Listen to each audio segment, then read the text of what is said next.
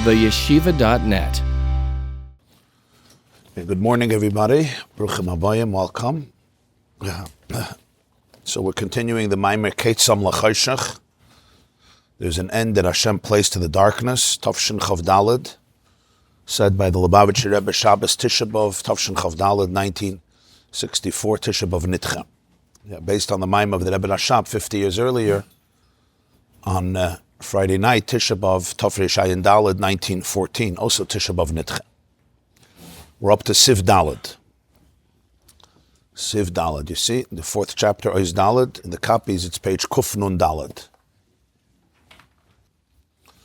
Okay, today's class is dedicated by Rivka Malka Rubenstein, La'ela Nishmas, in the loving memory of Yete Gittel, Bas Reb Chaim Avraham, Olav Hashalom Tehei, Nishmas Yitzruda B'tzar HaChaim, and may she be a source of blessing and love and inspiration to you and the entire family and all of the Jewish people. Arichas Yamim V'Shanim Tovos.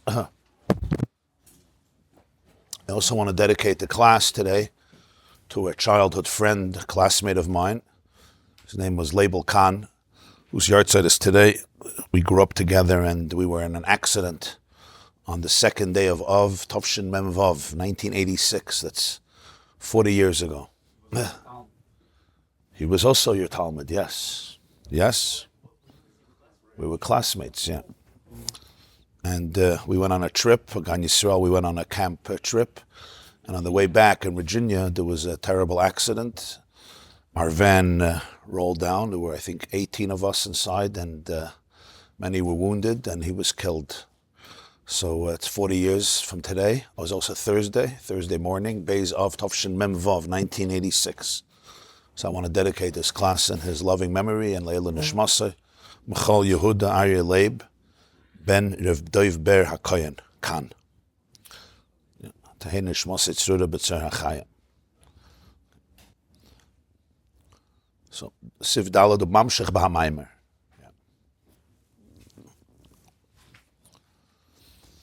Mamshech B'Hamaimer, this is all now continuing. He continues, the Rebbe Rashab continues in his Maimer. Shegimel HaMadreges Ba'Bittel Da'er, Hem Begimel Madreges Sheba'er. That the three states of Bittel, of alignment, of oneness, of connection that exist in Eir, are three madregas in Eir. The whole Maimer here is explaining, this was the main theme of yesterday's class. By the way, tomorrow we're also going to have a class, Friday morning, Be'ezer Hashem, B'li Neder, and Monday morning and Wednesday morning. So we could finish the Maimer. God's grace. So the three madregas, we learned that there's three madregas in the Bittel of Eir. Meaning, there's three states of consciousness, so to speak, in the divine light in Eir, which represents three levels of Bittel. And that was the main theme that the Rebbe Rashab brings out in his Maimer, and the Rebbe explained by Riches. This was our main theme, the first shir, and even more yesterday's shir, the second shir in the Maimer, which is extremely, extremely fundamental to the whole idea of Bittel and what Eir is. And just to summarize and repeat, great, thank you. Just to summarize and repeat, the first bittel of Eir, the first level of bittel of Eir is that the metzius of Eir is bittel, meaning, what does Eir mean? Eir represents the truth that I am channeling my source. I'm here to reveal my source, to express where I come from, and that is its entire identity. As the lashon of the Maimer is, Eir is gilui hama'ir. It's here to reveal, to bring into the world of experience the Ma'ir, the source of light. The source of light is Ein Sof, infinity, beyond any experience, beyond any definition, beyond any description. We have no way of being toifus, of grasping it. It's pure ayin. Ayin means no thing. And Eir is the first step in communication to reveal the Ein Sof, to bring it into a world where there could be some form of seeing it, meaning experiencing it. That's the first inyan of Eir. So in the language of the Maimer, the metzius of Eir, what is the metzius of Eir? Is bittul. That's the first thing. The second thing he said is, a deeper inyan in the Eir is, that it feels, it experiences because of its bittul, because of its dedication to its source, it also experiences that there's things that the source itself is beyond revelation. And whatever it's revealing is only what could come into revelation, but the source itself is beyond revelation. But that itself is felt in the Eir, because of its bittul, because of its veikus. And as a result of that, the Eir experiences a bittul of its metzius, meaning the realization that whatever it reveals is kaloi chashev. It's not significant relative to the source. So this creates a deep bittul in the metzius of the Eir. The first level, the metzius of the Eir is it's channeling. It doesn't have any other identity. There's no ego. It's pure ego death. What it's channeling, it's channeling. In the second one, it feels that which transcends it, and mitzad itself, even that which it's channeling, it feels insignificant. So it creates a bittul in its metzius. The third pchina is that Eir, on every level, is yearning to go back home. It never loses its disconnection, its disconnect, in the sense that there's a deep ratzei, what he calls a ratzei, a yearning, a pining, a tzamalach nafshi, a thirst. It's homesick. It wants to go back to its source. It's not going back to its source because it was sent. It's a shliach. But it has this ratzei. This is not my natural place. There's a tension in this. This tension, says the Baal Shem Tov, where a person's desire is, that's where he is. And the Baal Shem Tov says he's more there than he is here. As we explained, what the Mammar explains, show me what the person's pain is. What the pain is, that's where you are. What do you miss? What are you missing? Identifying the pain, what I'm missing tells me who I really am, because that's what I'm looking for. That's what I'm searching for. Because the soul, the Eir in its core, on every level has this ratzei, so it's actually like it is in its source. That is what makes it, Shamu Nimtza, that's where he is. That's where he wants to be, that, and therefore, even though he's not there, so to speak, but that's where he is, that's what he's yearning for, that's his natural place. So even when he's out of it, he knows who he is. It's so to speak like he's inside, as he explained Barichas. He spoke about Mordechai, Tzadik, Ratzi, L'Revech, of all the different examples. Even when he's outside, it's like he's inside. Like he says, it's like the Eir HaKolul b'Moyer. That's the third pchina in the Eir. Yeah. So now let's see weiter. This is just a very, very brief summation, a few sentences of what we said. The whole explanation you could listen to yesterday's class. It's a very important ideas. Huh? To repeat, I just Yeah. between the first and the second, there was nothing. That was the whole shiur, yeah. Very good. Flex good. First and the second seem the same thing, yeah? Very good. Such a good question that the Mammar asks it. It's such a good shaila that the Rebbe himself asks it on the Rebbe Rashab. The L'chayra number 2 is just a repeat of number 1. And furthermore, number 2 should be lower than number 1, if anything, because number 1 is that it's batal and it's etzem metzius. And number 2, you're just saying kaloi chashev. It's not chashev legabe, something bigger. But in its own metzius, it's not batal. So l'chayra, the number 1 is much deeper. So the answer to this, again, Mamash, just the summation of the answer is, in the first madreg, of course it's bittul, but bittul is its metzius. This is what it is. It is, its inyan is, its identity is to be megala the moyer. That's what it is. Not that there's an ego in that. The whole inyan is the moyer. But that becomes synonymous with the Eir. Eir has no other metzius. Right? That's what's the power of bittul? The power of bittul is that when you're bottled to something, for real, you become that. That's what real bittul is, right? That's why bittul is the most important thing in life. Because it's attaching yourself, when you're mavatal yourself to reality, you are reality. You're channeling reality, right? That's the power. Like just like when we say bittul, they always translate bittul as self-nullification. Okay? It's a terrible translation. I mean, it's not, I guess it's technically correct. Levatel in Hebrew means to nullify, nullification, right? It's maybe bittul for the bittul. Maybe you want to really be mavatal the bittul. But bittul should have been his battle, because bittul is the healthiest, it's the most important thing. You have it even in halacha, I think I told you. In halacha, there's something called bittul, right? It's a big sugya in kashrus, in hilchas taruvas. Mashal bittul b'shishim. What's bittul b'shishim? If you have a drop of milk that falls into a pot of cholent, yeah? You're walking with a coffee, Shabbos morning, and you have a big pot of cholent, then a little milk spills out into the cholent. Well, what happens? It could be a practical question, right? It's not an abstract question. So the halacha is, so you mamish have milk mixed into meat. It's a fleshik cholent. It's not a part of a cholent. So what do? So there's halacha called bittul b'shishim. What's bittul b'shishim? Literally nullification in 60. If the volume of the meat of the cholent versus the milk is a ratio of 60-1, so then you consider the entire milk nullified, bottle, it's assimilated, right? You say assimilated. It becomes assimilated in the cholent, and therefore you can eat the pot. Of course, if you see the milk on the top, you have to take it out, of course. But if you don't see it, it's mixed in. Or even if you take it out, there's still flavor that may have been mixed in. But there's 60 versus 1, so you're good. A ratio of 60-1. So if you have a tiny little piece of meat, you don't have 60-1, then it's a problem. But if it's a larger pot, there's usually bittul b'shishim, you're good to go. Yeah. So the Rosh of Masechta Chulin writes on this, he explains it, he says haloshen, he says, ha'isur nefach liyos k'moy heter.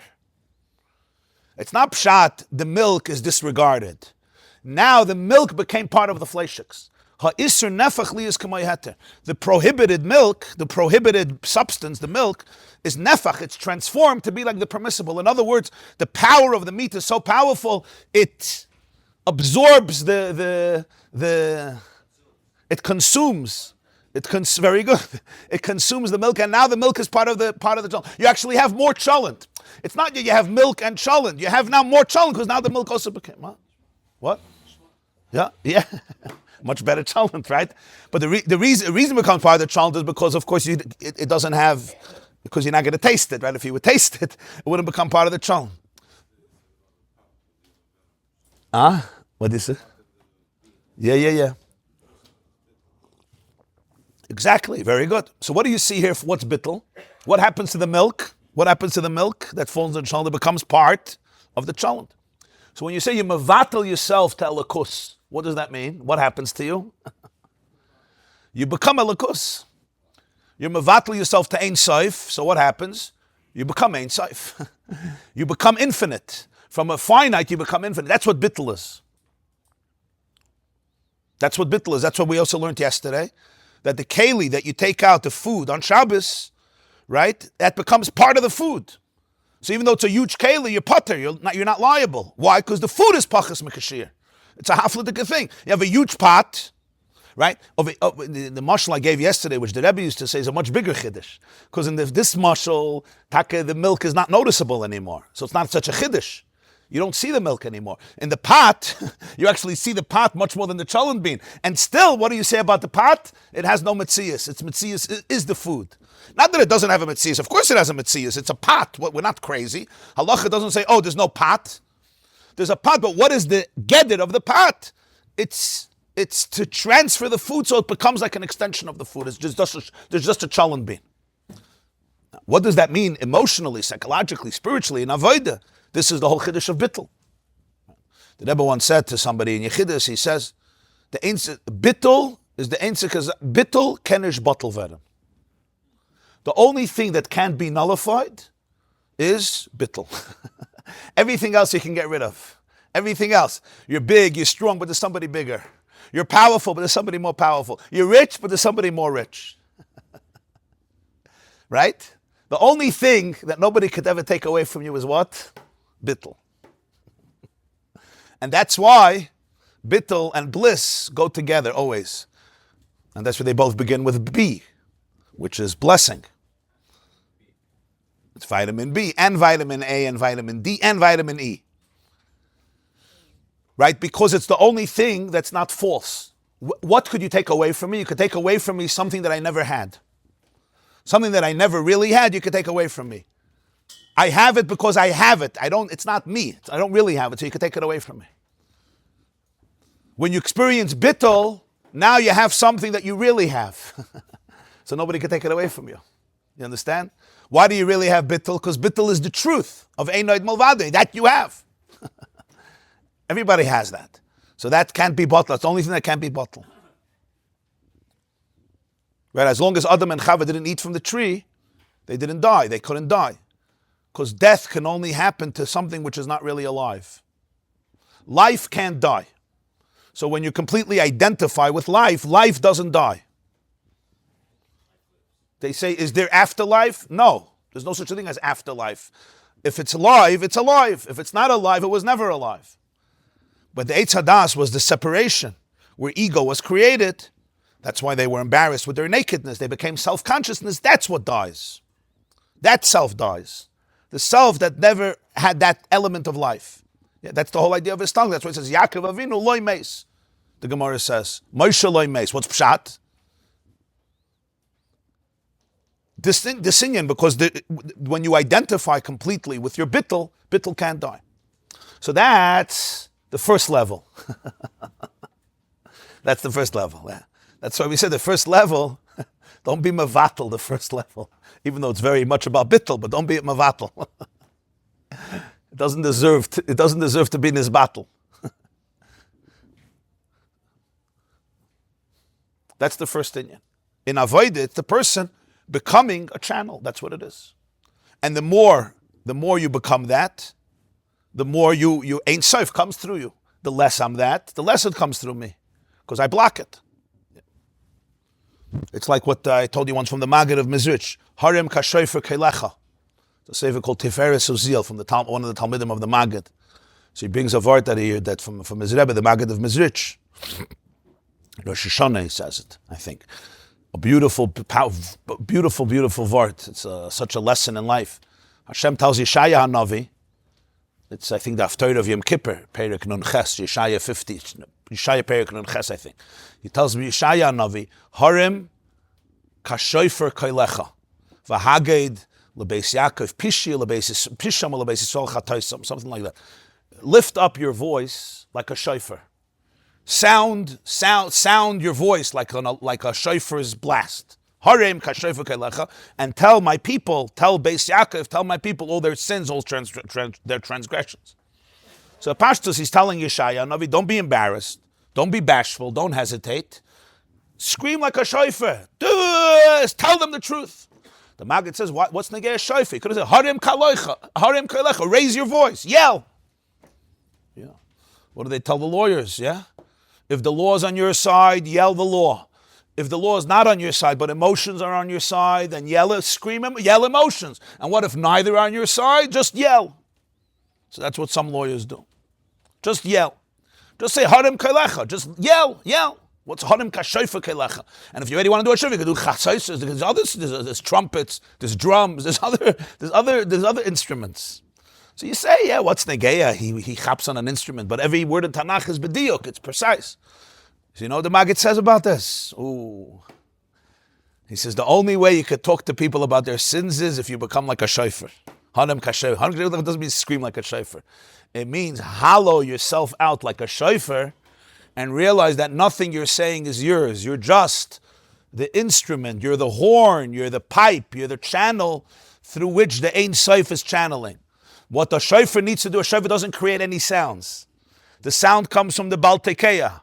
You're blowing your ear into the shofar. So what's the shofar doing? It's channeling it. And when it channels it correctly, the voice that comes out on the other side has a richness, has a resonance. Now a shofar naturally is filled with mayach, with march, with what is it called? Marrow. So what do you need? You have to hollow out the shofar completely until it's a chalal, it's empty, and now something could come through it. And if you don't hollow out the shofar, that's the ego.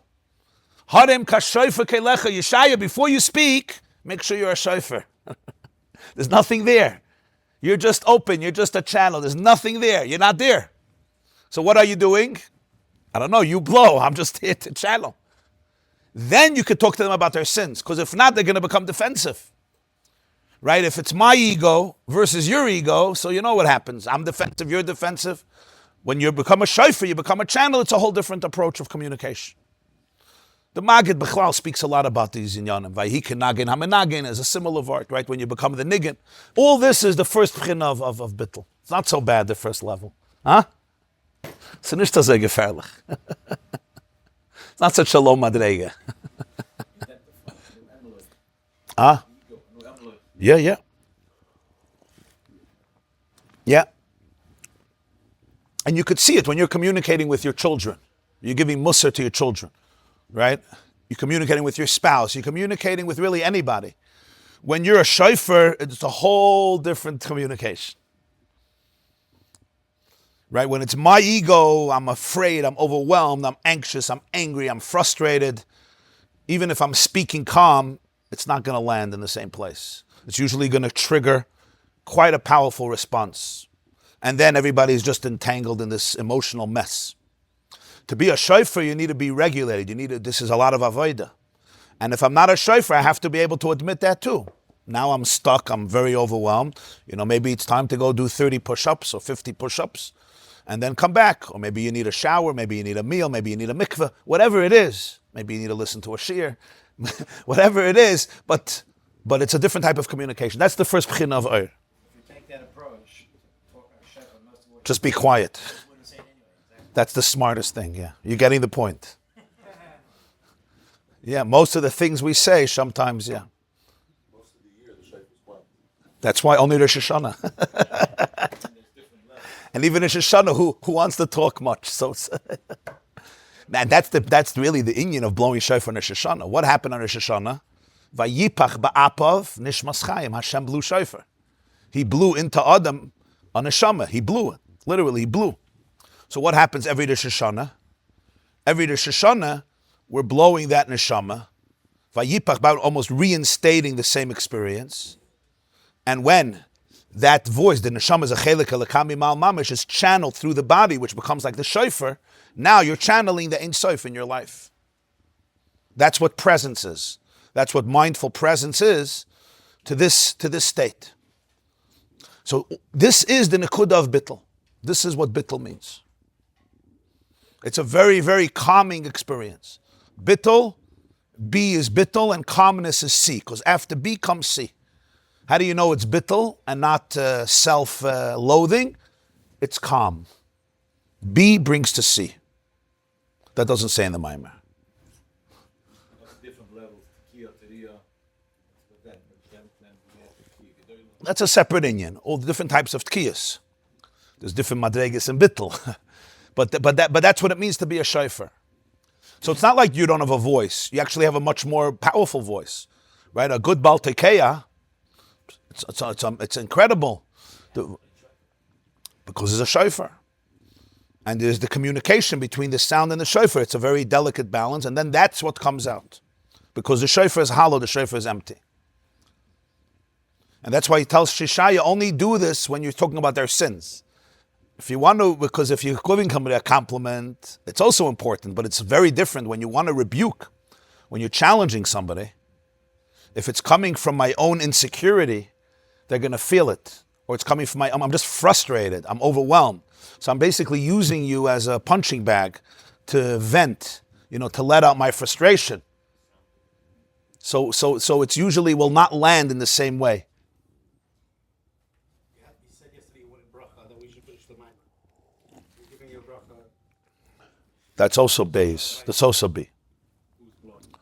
So that's the first one. Now what's the second one? What's the hisafa? The hisafa is that this is the metzias of Ohr. The metzias of Ohr is bittul. Right? That's what we're explaining here. That is its metzias. Then there's something even deeper. And that is that the Ohr experiences the truth that whatever it's channeling is that which can be channeled. It's like the voice that you can channel through the shofar. What about the inner voice, the kala pnima? There's that which can't be channeled through the shofar. It's beyond gilui. That the gilui is not capturing it. The revelation of Ohr is not capturing it. Because even the Mammar, the essence of the Mammar is not that Ohr comes from it. Ohr comes from it, but that is not, like he said, the Lashon is, that Mammar einay makar la'Ohr, akshu nimtza mimenu. You can't define the Mammar as being a source for the Ohr. The Ohr comes from it, but that's not the essence of the Mammar. So there's the essence of the Mammar that's beyond what Ohr captures. And because Ohr is so bottle, it feels also that, it experiences also that. And because it experiences also that, and it realizes that its metzias is gilui, but when it realizes that the muhus of the Mammar is beyond gilui, and everything is megala, is kaloi chashav, it doesn't have an erech, legabi, the muhus of the Mammar, that creates a bittul even in the bittul of the Ohr. Even the metzias of the Ohr becomes bottle. Even though that metzias is bittul, because its whole inyan is gilui. But the inyan is that inyan is gilui, and gilui means I'm revealing. and there is that which is beyond revelation, and that gufa Ur is aware of. So in a funny way, in a paradoxical way, Ur channels that too. It channels it by saying, I'm not giving you the truth. I'm giving you the truth, and still I'm not giving you the truth, because I'm giving you the truth, which could be channeled through Ur. And Ur feels that too. And then there's the third b'china, where the whole metzius of Ur is bittul, where the two become one, because it's yearning to go back home. And b'makom she'ritzayin shel shamu nimtza. So he says, Mamshech ba'amayim shegimel hamadreges ba'bittul de'er megil hamadreges sheber. It's not stam. You say, in Ur you have these three inyanim of bittul. But we see in Kabbalah and Chassidus that there's three madreges in Ur. What do we mean three madreges? Whenever you speak about madreges usually means steps. But here it's not physical steps. You know, you go on one step, you go a second step, you go a third step. Madreges means a dimension, a state of consciousness. So there's three ways that Ur is described in Kabbalah and Chassidus. Habittel de Ur mitzad atzmei ba'Ur ha'mislabish b'kelim. The first b'china, the bittul of Ur mitzad atzmei, mitzad itself, that relates to the Ur that is enclosed in vessels. This is the Ur that fuses. Melubash is like when you're enclosed in something. The levush, I am enclosed in my garment. So melubash b'kelim means when the Ur fuses with the keli. That's the first bittul. Habittul de Ur mepteshen nirgish by mekoirei hu ba'Ur shalamayla mislabshus b'kelim avol begeder islabshus. The second bittul of Ur, because it experiences its source, which is beyond Ur and beyond that which could be communicated through Ur, that relates to the Ur that's beyond being melubash, beyond being fused in the keli, avol begeder islapshus, but it's in the realm of islapshus. It defies being fused with the keli, but it's in that realm. It's in that geder. The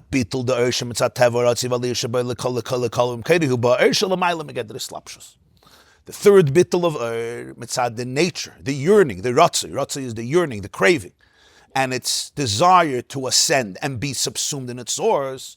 That creates the Ur that's completely beyond islapshus, completely beyond becoming manifested and fused and enclosed in the keli. It's going to explain. This is a classic definition here in Chassidus, which seems very, very, very abstract, and the Rebbe is going to explain this.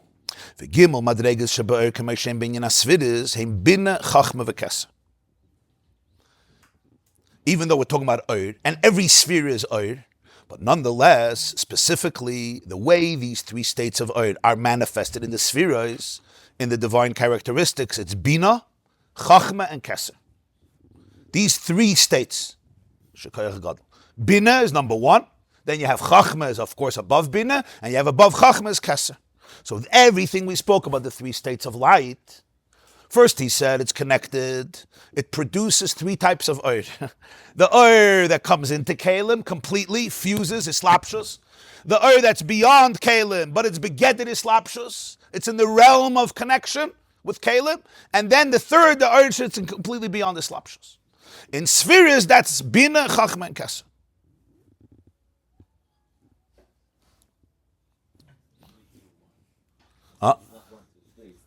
Three to one, yeah. 3 to 1.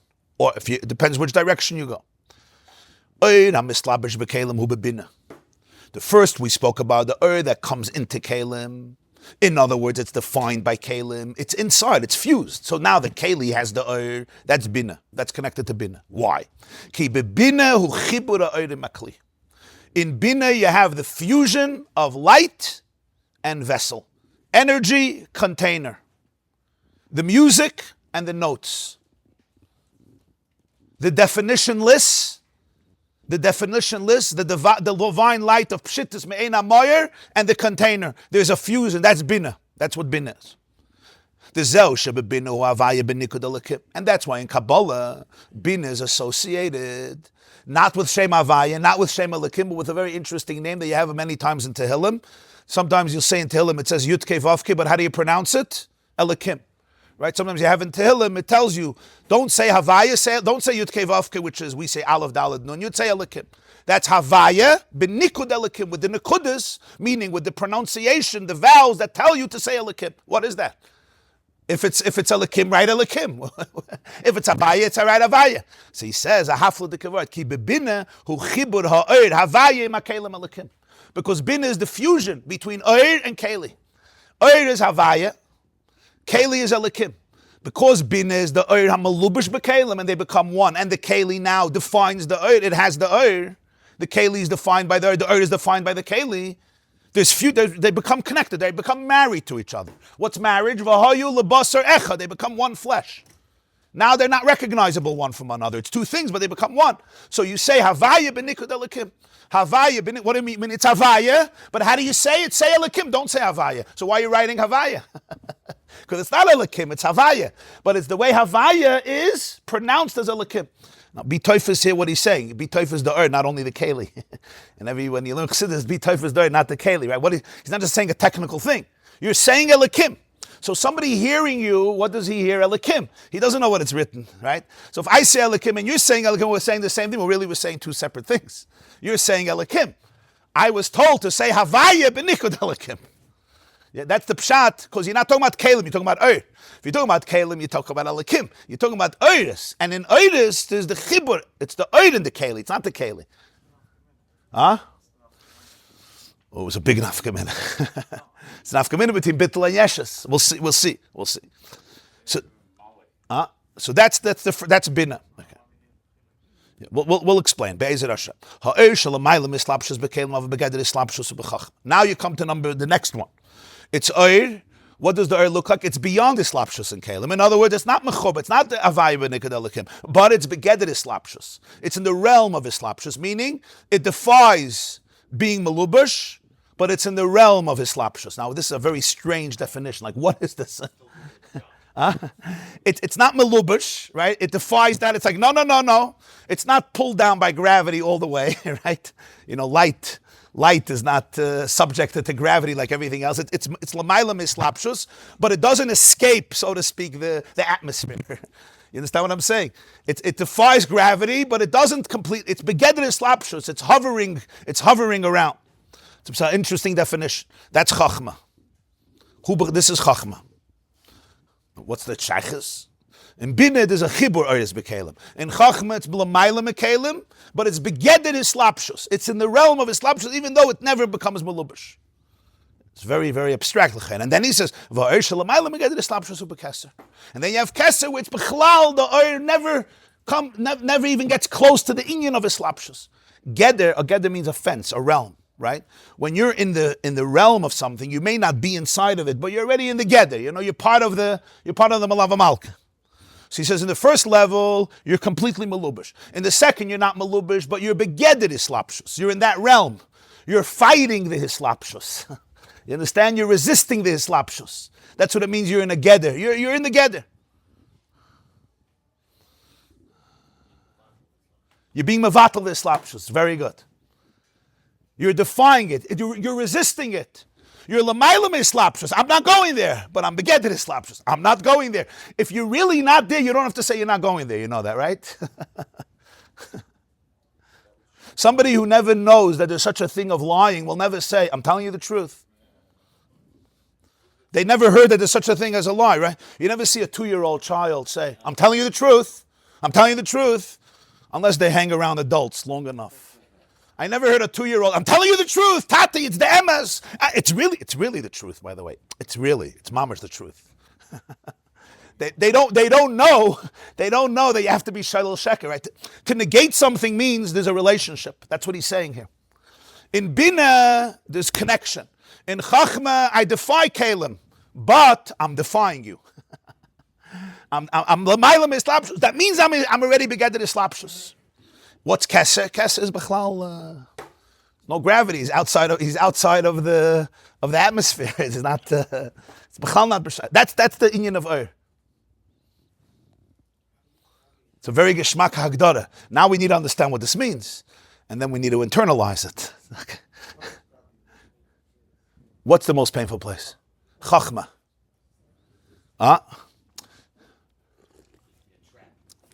You could say Chachma is the most painful place, and that's the second pchina of Oir. What's the second pchina of Oir? When it realizes that everything it has is nothing. Right? That's what we spoke yesterday. That frustration, to be able to sit with that frustration, is a very deep bittul.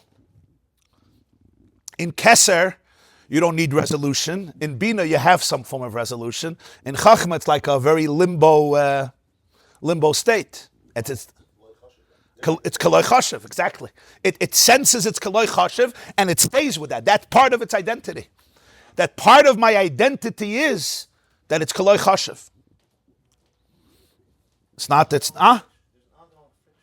Yeah. But we'll say again, it brings you to simcha, not to atzvos. It brings you to simcha, not to depression. Any friction that's coming from bittul opens your heart. It doesn't close your heart. Always. It cracks the shell. It's opening you up to truth. Anything that opens you up to truth, it could be painful. Truth could be painful. We all know that. And if it's serious truth, it's more painful. And if the truth lands on you without asking your permission, boom, crack open, no kalim. Because what does kalim really mean? Kalim means I contained it, I made peace with it. Right? Kalim means it's sitting. I have a space for it. Right? There's a place on the bookshelf for it. We all have life experiences. You find a place on the bookshelf, and then boom, your whole bookshelf collapses. Right? So you bring in the handyman to fix it, and a day later, boom. Until you realize there's something here. So kalim is where it lands. So then you have a third thing. That's Kesel L'mayla. V'zeu shabitul the das elyon. Shekula kamei kaloi choshev hu dafke b'chachma shelamayla me'abin. The bittul known in Chassidus as das elyon versus das tachta, in the higher consciousness in which you experience that kula kamei kaloi choshev, everything in his presence is kaloi choshev. It has no separate significance. It's like completely subsumed. And kaloi choshev, its reality should not become the issue, the identity, because it's like subsumed, it's bottled. It's like the ray of the sun inside the sun. Who dafke b'chachma shelamayla me'abina. This kula kamei kaloi choshev, which you remember was the second level, that's in chachma, not in bina. Ki abitul de kaloi choshev u'mitzazeh shenirgish bei mekayrei. Because the bittul of kaloi chashiv is whenever you feel the ultimate source. V'lachein bittul zehu dafke b'chachma shelamayla is slapshus of a begeder is slapshus. So this bittul is only in chachma because the chachma is an which is beyond his slapshus. So therefore it feels it's mocker, and therefore it defies his slapshus, but it's still begeder is slapshus. Because it experiences that it's kaloi chashiv. It feels the tension. Who I am. It can't make completely peace with who I am, with who it is. It feels the tension of the kaloi chashiv. So therefore, it goes out of islapshus. It challenges its very comfort zone of islapshus. That's chachma because it feels something higher. And yet it's not that higher thing. That tension is the kaloi chashiv. That means you're beyond islapshus, but you're begeder islapshus. You're defying the islapshus. Why are you begeder islapshus?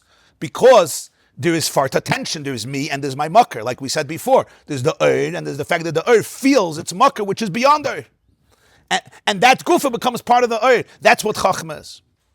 Then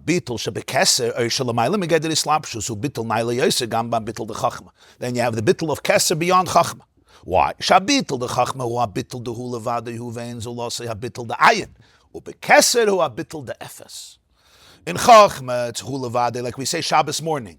You remember? Ein aroich lecha ve'ein zulasecha. Efes biltecha u'miday malach. Ein aroich lecha Hashem Elokeinu b'olam hazeh. Ve'ein zulasecha malkeinu l'chaya olam haba. Efes biltecha ge'aleinu l'maisa Mashiach. Whoa, what just happened there? So if the guy is at least singing a nice niggin, so you don't have to think about the words. Ein aroich shine. But so the Rebbe says there's two inyanim. There's ein aroich lecha. There's ein zulasecha. There's nobody outside of you. But then there's efes biltecha. You just said ein zulasecha. Same thing. Ayin means nothing. Efes means nothing. Efes is zero. So there's two inyanim. In chachma, there's the head of hu levada hu vein zulasai. That's ayin. And in keser is efes. Efes biltecha. L'maisa Mashiach. There's the union of ayin and efes. Ayin is chachma. Chachma feels hu levadi hu vein zelasa. The Alter Rebbe says that in Tanya Perek Lamed Hey that he heard from the Maggid why Oir Ein Sof dwells in chachma. Tanya Perek Lamed Hey in the Haggash Shamati mi Moiri. I heard from my teacher, the Maggid. One of the few places in Tanya where he quotes the Maggid.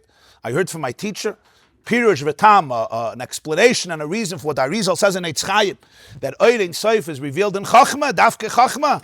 So the Alter Rebbe says, I heard from my teacher because Chachma is Echad HaEmes. Shehu Levadeihu Ve'ein Zulasei V'zu Hi Madregas HaChachma V'chuli. That is Chachma. Chachma feels the Hu Levadeihu Ve'ein Zulasei. So of course it can't go into Kalim. Of course it's a Kaloi Chashev. But there's a resistance there. Chachma feels something that's completely beyond. And then you have Keser. Keser is Ephes. It's not Ayin. Ayin is a contrast to Yesh. Ephes is there's no room for anything else. So it's not even defiant. This is who I am. That's the third level of it. It's pretty abstract, no? Huh? Du verstehst, was tut sich ein bisschen? You're feeling it. These are the words. There's Oir HaMalubish B'Kelim. There's Oir Shalamaylam Islapshus. Aval Begeder Islapshus. And then there's Oir Shalamaylam Begeder Islapshus. Huh? Completely naked. That's the third Pchina in Oir. So he's saying the three levels of Oir that the Rebbe Rashab describes, they produce three dimensions that we see in Kabbalah and Chassidus. Oir HaMalubish B'Kelim, Bina. Oir which is not Malubish, but it's Begeder Islapshus. Chachma, Ayin. And then Keser, which is completely beyond Islapshus, that's Ephes. And that's why in Sfiris you have Bin, Chachma, and Keser. Now what happened to all the Midos? That's already Kalim. That's Kalim. We're not talking about Kalim. We're talking about Oir. There's Oir HaMalubish B'Kalim, right? That's Elikim. Elikim is Kalim. There's Oir HaMalubish B'Kalim. That's Havaya, B'Nikud Elikim. Remember, Havaya is Oir. Don't lose cheshbon here. I'm doing now the Kalim. Havaya is Oir. Elikim is Kalim. Elikim on its own is Kalim. Havaya b'nikud Elikim is the way Oir fuses with Kalim.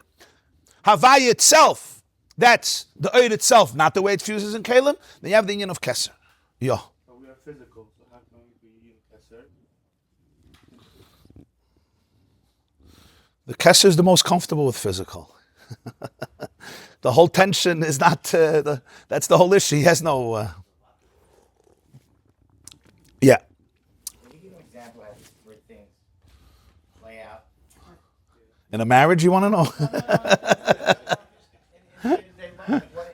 This is all the top.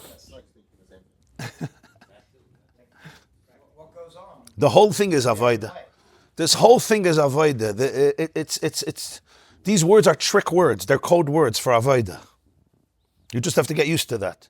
It's all frequencies of consciousness of where you are internally and where the world is internally and how we relate to ourselves in a very, very deep state. Now, even in the first level is already very, very aligned. That's why it's bittul. Bittul is alignment. Bittul is you're in alignment. That's what bittul means. Yeshus means you're out of alignment. There's a severing. There's a disconnect. That's the pain.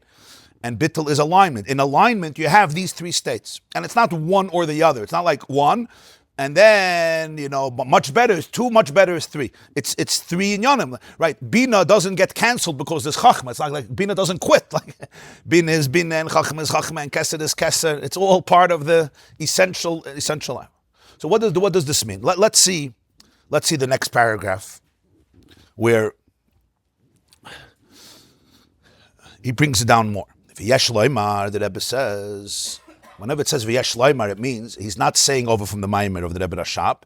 He's explaining the Mammar. He's saying the way the Rebbe understands the Mammar. He's explaining the Mammar. V'yesh loymar, because v'yesh loymar means literally, and there is room to say. It's a humble way of saying v'yesh loymar. There is room to say. In other words, there's room to say what's going to be said now.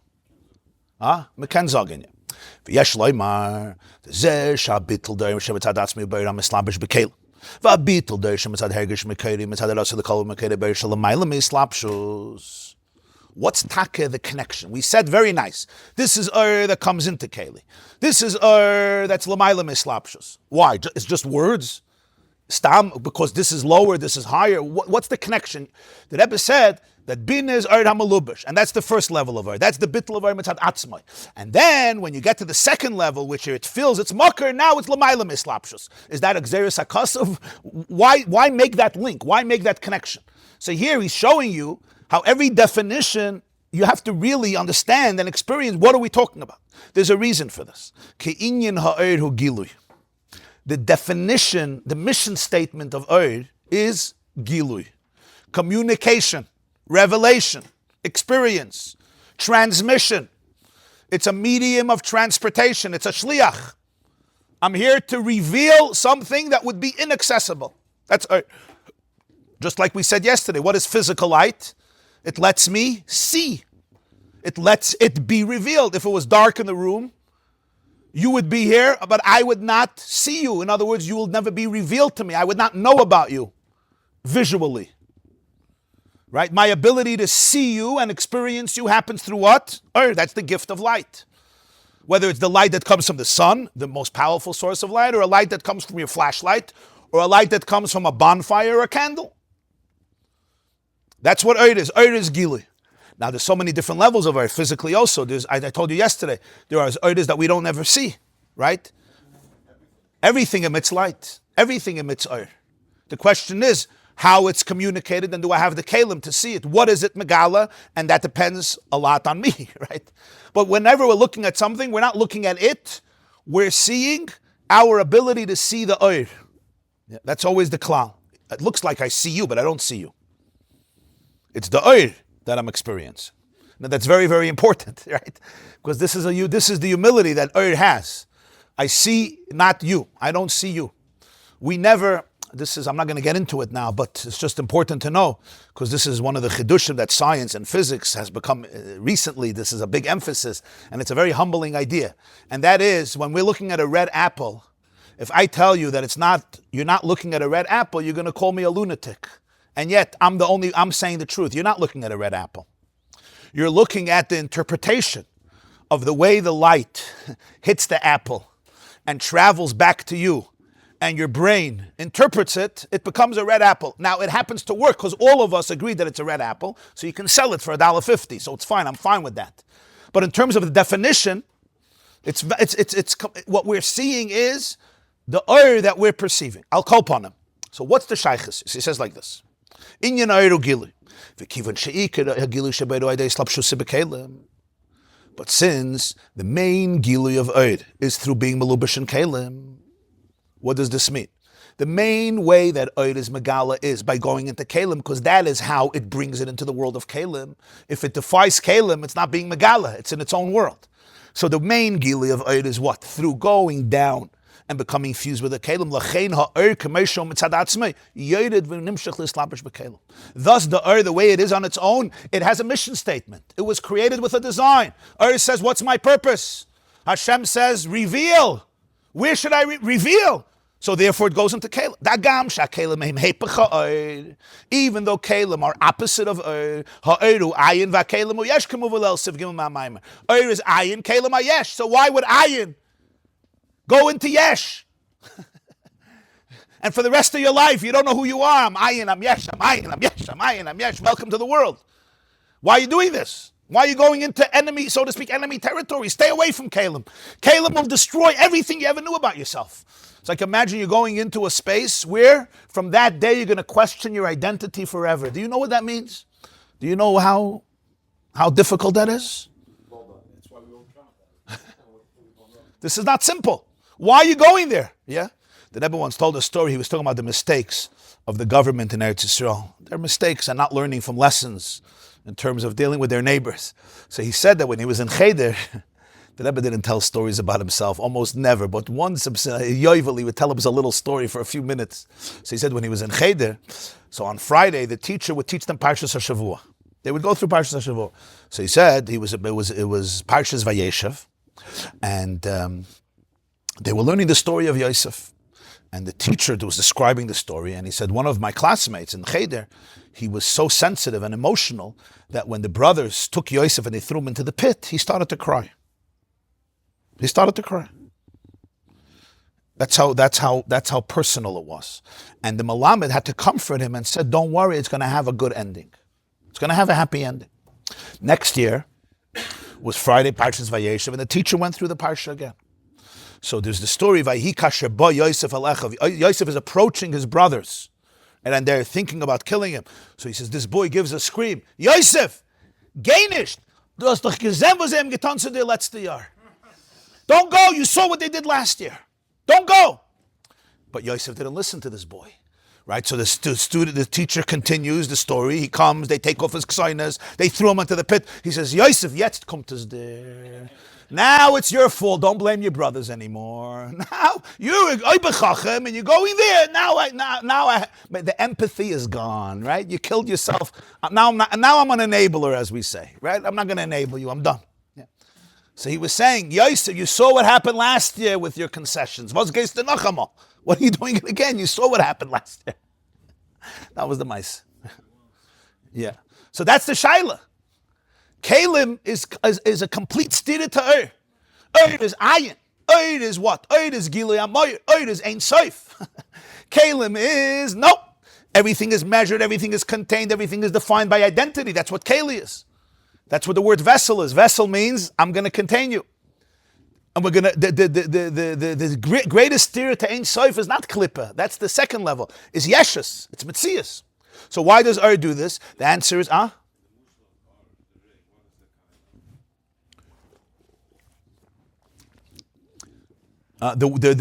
very good. When the ray of the sun comes, there's always the keli. The keli, even before you experience it. If you study about light, this is what's called the wavelength of light. The way the light is traveling, there's a lot of different measurements, right? There's the intensity of it, there's the color of it. Yeah, what's called the electromagnetic field, the light that it channels has so many different aspects and types and categories. That's why there's light that we can't see. There's light that we could see. There's light that blinds us. It has so many other, those are all the kalim. Those are all the way that Earth is being communicated. The Earth is being measured, defined, it's packaging the Earth. And when it packages, we can experience it. If our kalim fit those kalim.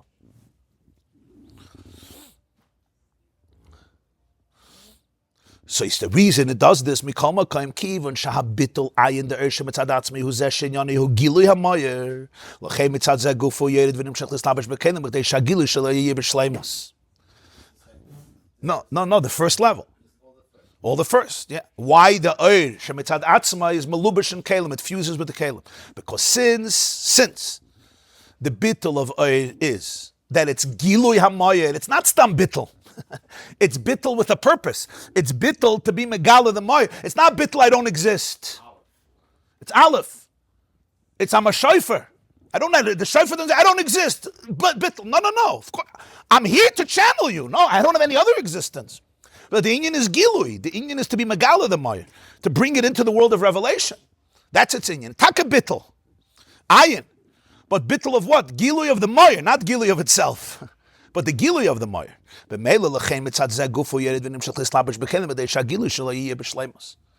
mitzad that itself, it descends and goes into the kalim so that the revelation should be whole, it should be complete. There shouldn't be a place where it doesn't reach. I want to reveal. Where do I want it to be revealed? Everywhere. In kalim. Dafka in kalim. The kalim should, their hair, the kalim should feel, should experience the inyan of it.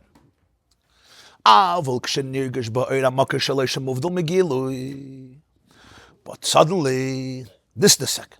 But when the oil suddenly feels it's mocker, that it's muvdal migilui, right? It's completely beyond gilui. So what happens? It's like, oh wow, it cracks open. It's misbattle from its whole mitzias. What's kanal siv gimel? It defies now keli. What am I going to go give Keli? A sheker? What am I going to give the Keli? How can you go into a Keli? The whole thing is not masa. Ella.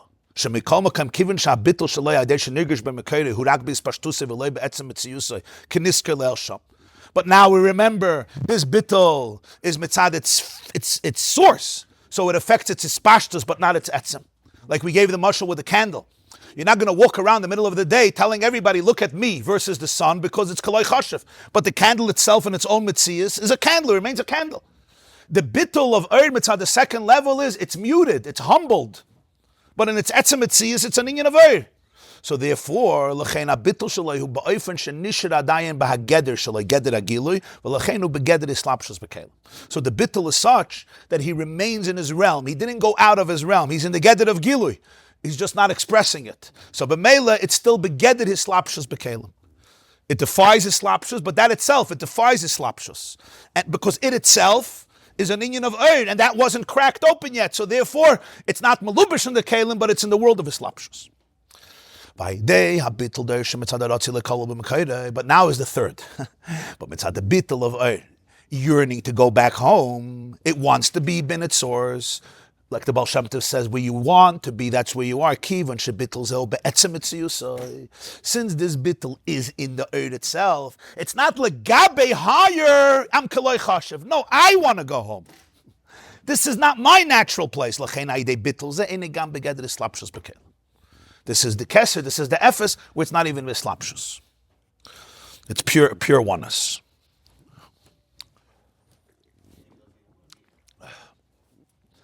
And now it could be here. Because where you want to be, that's where you are. So it's like you're in the mire. Yeah. Say again, the flame. The flame that gives light, yeah. Right, beautiful. And the flame back in its source. Yeah. There's a flame that's giving light, and that's its job. Now there's putting it in the presence of the sun, where it's like, I think I'm going to be quiet for a couple of hours till sunset. I have nothing to say. I'm not really contributing to the ecosystem. I think I'll just be muted. I'll keep quiet.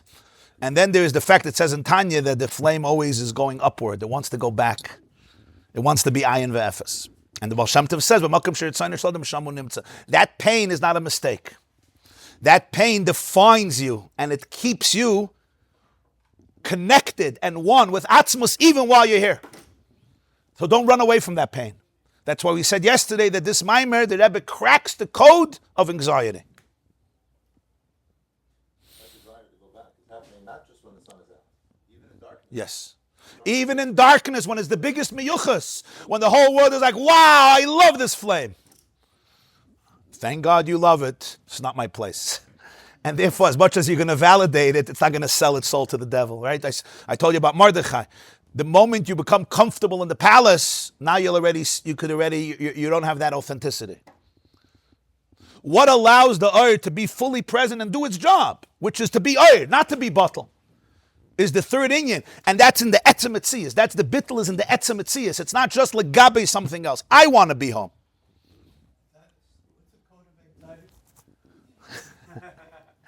We all have to experience that. The title is nice, but the experience of it is that's a very personal. To know that you're homesick. Yeah, we spoke yesterday. We're all trying to.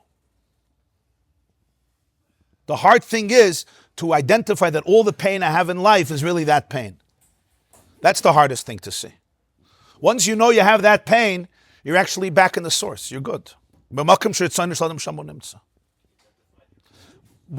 this powerful? What did the Baal Shem Tov, we were talking after the Shir, is so powerful because, I'll quote Reb Moshe again. He said, you come to a therapist and you say, I have anxiety, right? You ever did that? Huh? You're in the B'china of Keser, huh? You're not even... Right, so it's just the focus, don't focus on the past, don't focus on the future, focus on the present, don't live in the past, which is a beautiful, beautiful concept. But let's face it, I'm in the past, I'm in the future. Right, so this is a big process. How do you get to this place, right? The place of equanimity, of real regulation and alignment. And one of the things we're learning here, the big side is, you say, don't focus on what happened in the past. And the Rebbe says, no, focus on what happened in the past. But don't focus on what happened only when you were 7. Go back. Okay, I'll tell you what happened when I was 3. No, go back. Okay, I'll tell you what happened in my mother's womb. No, good. But go back. Go back to where? Go back to the fact that you're Atzmos. You're an Atzmos Ein Sof. That's what you need to know. You're Atzmos Ein Sof. Neshama shenasata b'tahirahi. Before Barasa. You remember the Alter Rebbe's Taich in the Kudat Torah? The Alter Rebbe's Taich in the... Yeah, Beger Satshuva, yeah. You remember the Alter Rebbe's word in the Kut Torah, Neshama shenasata bi tahira hi ata barasa. First you're created and then you're pure. So the Neshama shenasata bi ata barasa, and it's tahira. You can't be pure if you weren't created, right? You say, this table, is made out of this type of wood. First you talk about this, Neshama. So Alter Rebbe says, no, before ata barasa, there was tahira. Before you were created, you were here. But there wasn't a creation, there was atzmos. It is atzmos. That's the past you want to go back to. And that pain is the pain of existence. That pain you don't want to overcome. You don't want to overcome this pain. I don't want a therapist to heal me from this pain. Not that he'll be able to. You don't want anybody to heal you from this pain. This is you. This is your beauty. This is it. This is who you are. The fact that you're feeling pain means you're actually alive. You're vibrant. You're feeling that you're homesick. You come from Atzmos. You're going back to Atzmos, and now you get to choose Atzmos, to be homesick for Atzmos. But John says, don't get rid of this ratzon. It's not a good thing. I don't have desires anymore. Don't get rid of this ratzon. The Alter Rebbe didn't say I don't have desires. He said, no, ich will mehr nicht wie dich allein. I know what I want. Of course this is what I want. This is what makes you who you are. When you realize this is the source of the anxiety, you just cracked it. Now I know it's not a one-time, you did it and you realize it's not a mathematical equation. It's an experience in the etzem of your nefesh. But this is the nekuda of Makom Shem Shalom Shamo Nimtza. It says in Tanya, Perik Mem Aleph, the Alter Rebbe says, this is something to think about every morning. When I say brachas in the morning, I try to pause and meditate on this. Because Alter Rebbe says in Tanya Perik Mem Aleph, what to think when you say that paragraph. He says a hafla de kavart. It's literally if you live with this, it's a game changer. Life changer and a game changer. It changes a lot of games. And then we become pessimists, like good Jews. I'm soon going to die. When am I going to die? God knows. Right away, it's like a classic Jew. I'm about to have a stroke. I'm about to have a heart attack. I got to go to the doctor. I don't know what's wrong. Back pain, stomach pain, kidney pain. Call the Chevra Kadisha. Right? Okay, we know we're going to die. Not hack it in right away. And then, and you're going to give it back. As long as it's in me, I'm thanking you. Why? Because you're going to kill me? You gave it to me, you're going to take it away, you're going to give it back. But you know what? I'm thanking you. It's almost like, okay, I really have no choice, It's like you're playing with me. You give me my soul, you're going to take it, you're going to give it back. Okay, Shekayach. The Rebbe says, no, he's telling you the whole story of life. Neshama shenasata bi tahira. Before Ata Barasa, the Neshama is one with Ein Sof. It is Ein Sof. It's not one, it is Ein Sof. It's not one with Ein Sof. It's Ein Sof. Period. That's Mamish. Chelik Elikami Mal Mamish. It's Ein Sof. It's Mushish. It's rooted in Ein Sof. Right. We always say he consulted Neshamas before creating the world. So it's before creation. Then there's Barasa, Yitzarta, Nafachta, Bri, Yitzir Asiya, Ata Meshamra Bekirbi, Va'ata Osid Litla Mimeni. It's going back there.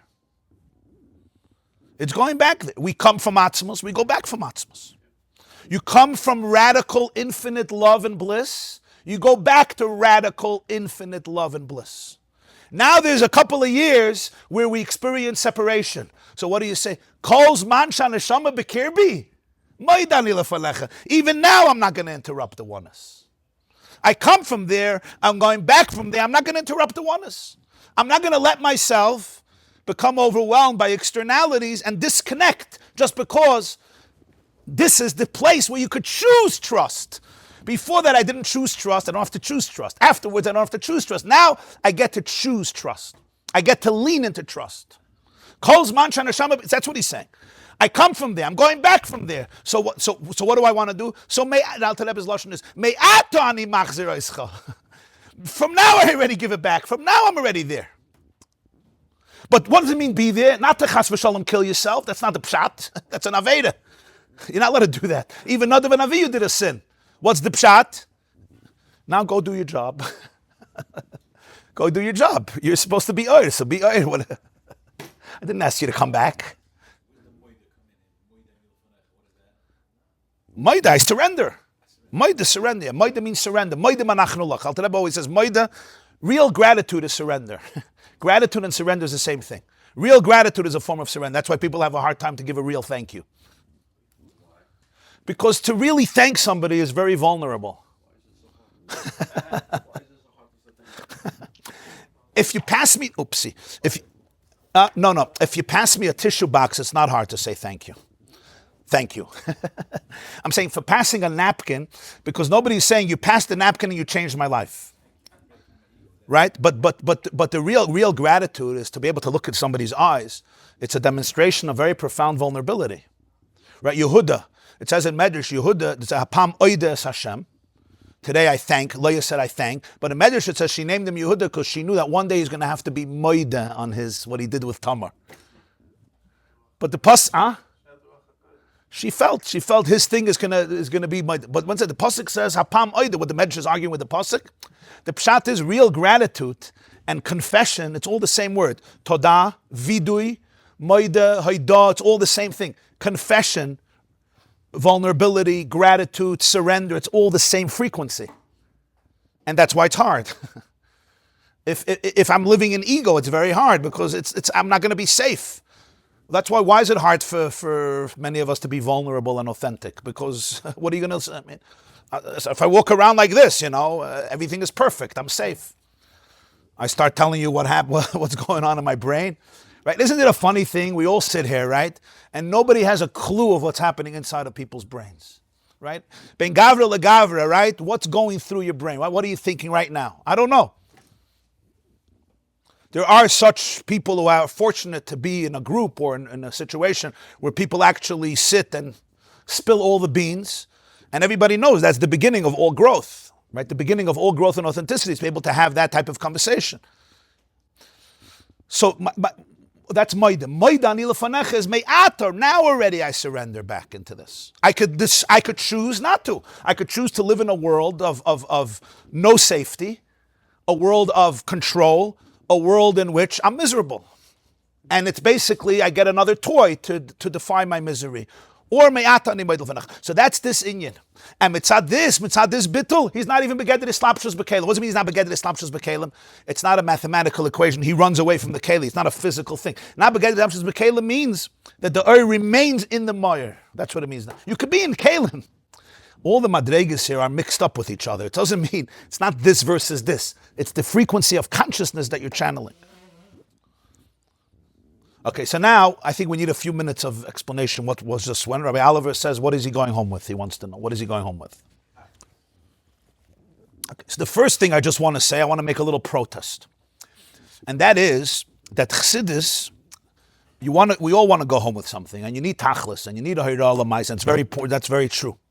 But just like we're learning in the second madrega, an equal part of learning Chassidus is to make sure that you don't understand. It's not stam, a gimmick. It's like, there's not understanding that makes people feel weak. There's not understanding that makes people feel rich. Yeah, the Rebbe Ayaz, the Frikabah once said, in nicht verstehen seine me alle reich. In not understanding, we are all wealthy. You want to be wealthy, you're already wealthy. In ignorance, we're wealthy. Yeah. There's a what? Yeah. Yeah, there's a keli. Yeah. Anything that I don't understand in a real way is making me grow. You understand? The batchen, I said it yesterday. I said it yesterday. Yeah. In stretching, you ever did stretching? Whenever you stretch, if there's no pain, if it's like, just let's go like this, that's not stretch. The power of stretching is that it's defying something, it's challenging something. It's like, I don't get this yet. Good. It's not in Kalim yet, right? Building muscle, anything that's bringing you out of your comfort zone, that's what growth means.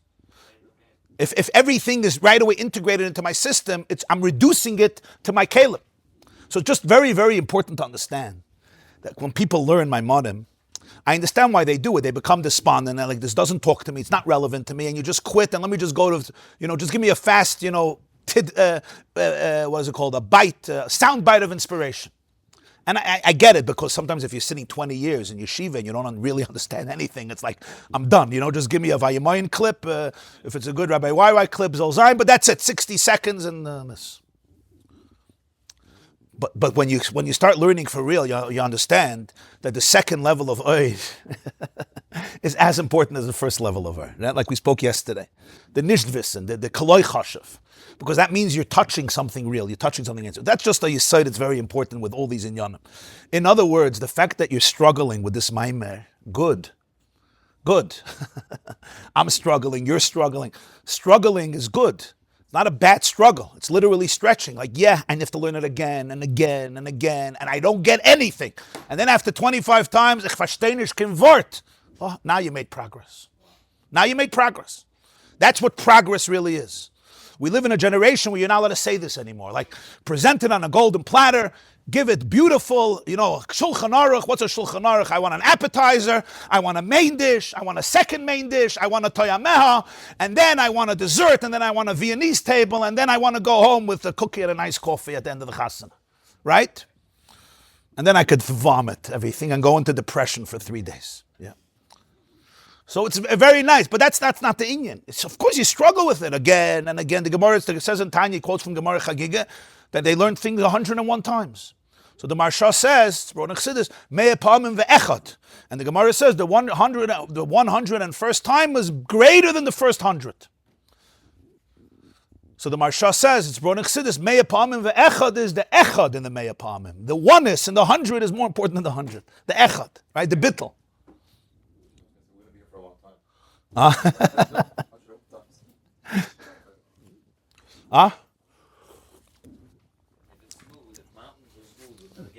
Yeah.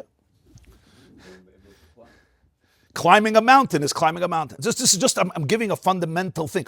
I'm not arguing with the fact that every Inyan has to be brought into Avodah and experience, and if not, it's not, you're not Teufus Dinyan Achsidus. But that itself is not like, just give me the fast inspiration, let me put it in my pocket.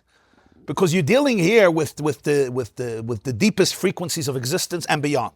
Okay, so now, after this little macha, for those who want to understand, which also includes me, I also want to understand.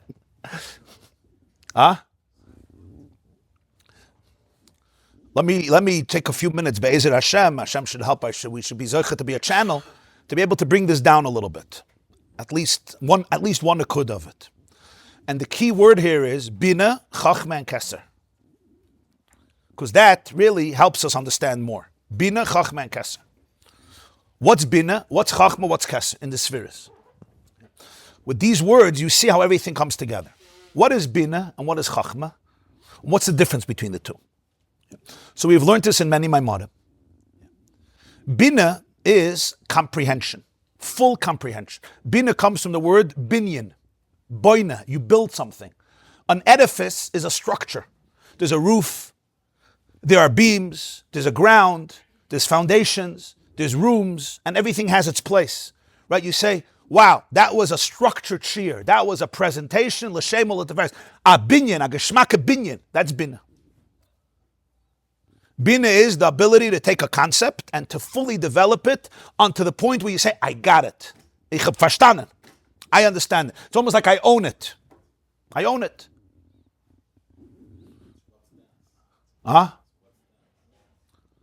Das is integration with your body, with your nervous system. Das is intimacy. But here we're talking the understanding of it. What's chachma? Chachma is the opposite. Chachma is kayach ma. What's ma? What? It's the ability to say, what? What? What? And the bigger the question mark, the better the ma, right? What? Moshe Rabbeinu defined himself in Torah through 2 times. V'nachnu ma.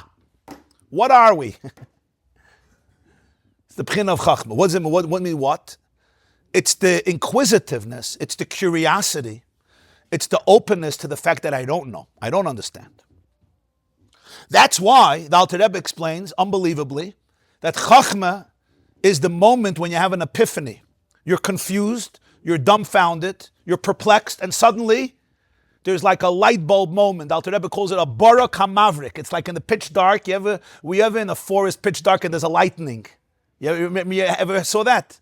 It's pitch dark. A dense forest, maybe in the Catskills somewhere. I once experienced it, and suddenly there's a lightning, and for a second, it's It's brighter than you ever saw. It's a brightness that you never saw because of the power of the lightning. The problem is, a second later, you're engulfed in darkness. That's Chachma. Chachma is a bara kamavrik. It says in Zohar, Vayihi oir da chuchmasa. Why is it? What is that epiphany? Where did it come from? Where did you get that epiphany from? You know, you ever have in life, you're perplexed, you're dumbfounded, you're confused, and then suddenly, boom, something opened in your brain. You still don't have it. It's still abstract, it's nebulous, but you know that something changed. It's like opening, like, ah. Anybody who deals a lot with learning, with understanding, you could learn and learn and learn and learn. You don't understand it, and then suddenly you're walking in the street, you're sitting on the couch, you don't expect it. Boom, something opened up. There's an epiphany. That's a nekuda. That's chachma. What happens? So Alter Rebbe says like this. In your unconscious, you know everything. It's called koyach hamaskil. You know it already. But I don't have access with my unconscious. It's buried in my conscious. Chachma is the link between the conscious and the unconscious. How does chachma get to it? Bittul. It's the frustration with what I know that opens me up to that which I don't know. I'm going to say that again. It's the frustration with my intellectual ego and identity that makes me miserable, and it cracks open my intellectual ego, and my brain becomes a keli to channel even a drop from my subconscious, which till that moment I was blocked off. My walls, you know, a cup has walls. You can't put into an 8-9 ounce cup, you can't put in a gallon of water. It's not going to work. This is a cup, and this is also a cup. My cup also has 7 ounces. You want to put in 7 ounces? Good. 8 ounces, I go crazy. Of course I shut down. I call myself ADHD. Because it's 8 ounces. I don't deal with 8 ounces. I deal with 7 ounces. You want to give me the sports section of the newspaper? I'll understand it. You want to start talking to me about Oiris and Kalim? Go somewhere else. I have a cup and I have walls.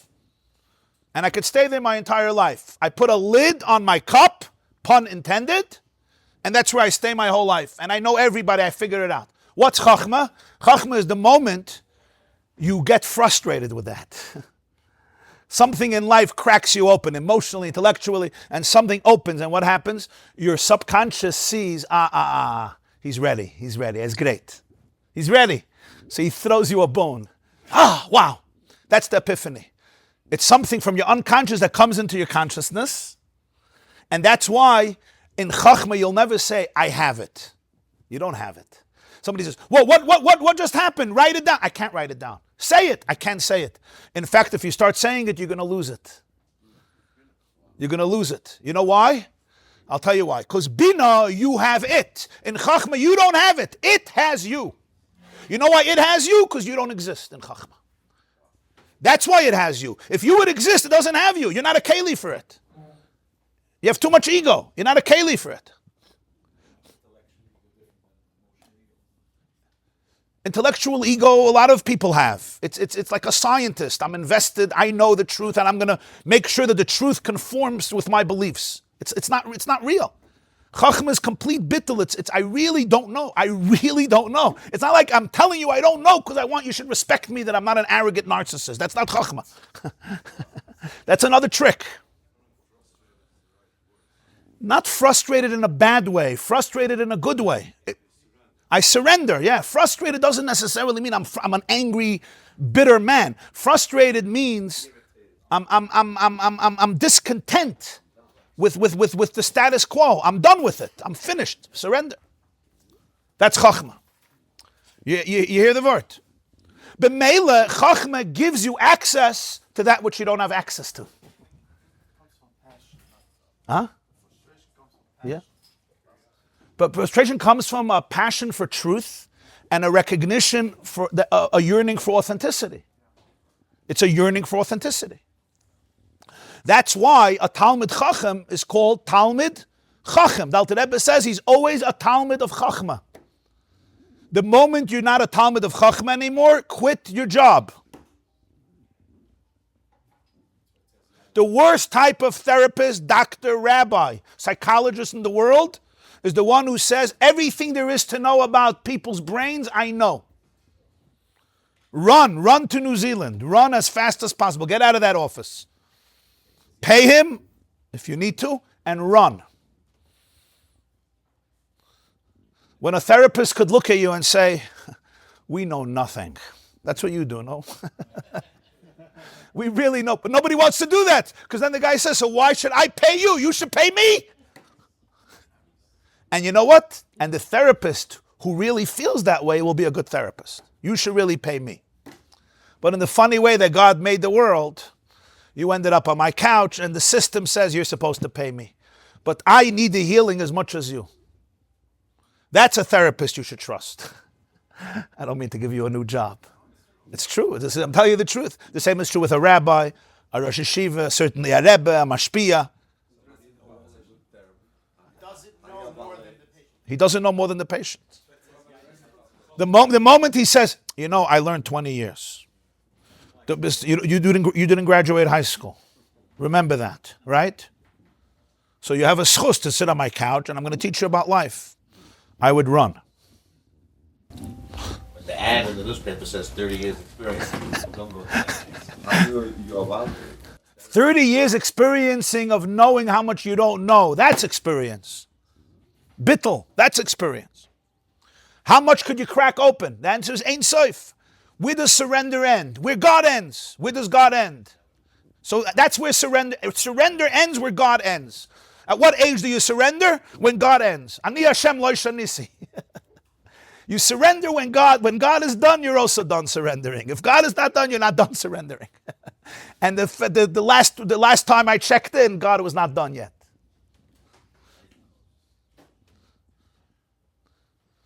So Chachma is this bridge. Why? Because Chachma is Teufus Kaloi Chashav. As long as I'm like, I know everything, you're never going to learn anything new. That's why husbands, wives, the greatest challenge is when you become comfortable in your dysfunction. Can you actually listen?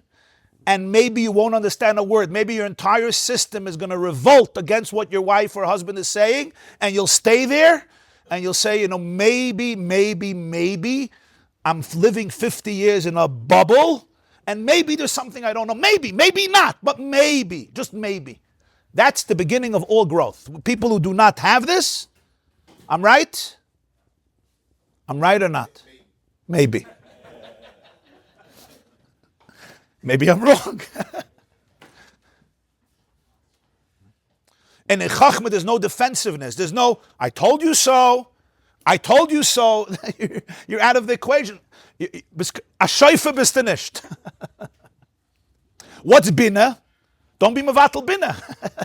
We're talking about what's bina. Bina is with Chachma, you can't do anything in the concrete world. I had an epiphany, Yeshakayach. Now what? Now you need bina. Like it says in Chassidus, Abba, the father, is the seed. A seed is not going to make a baby. But a seed could fertilize an egg.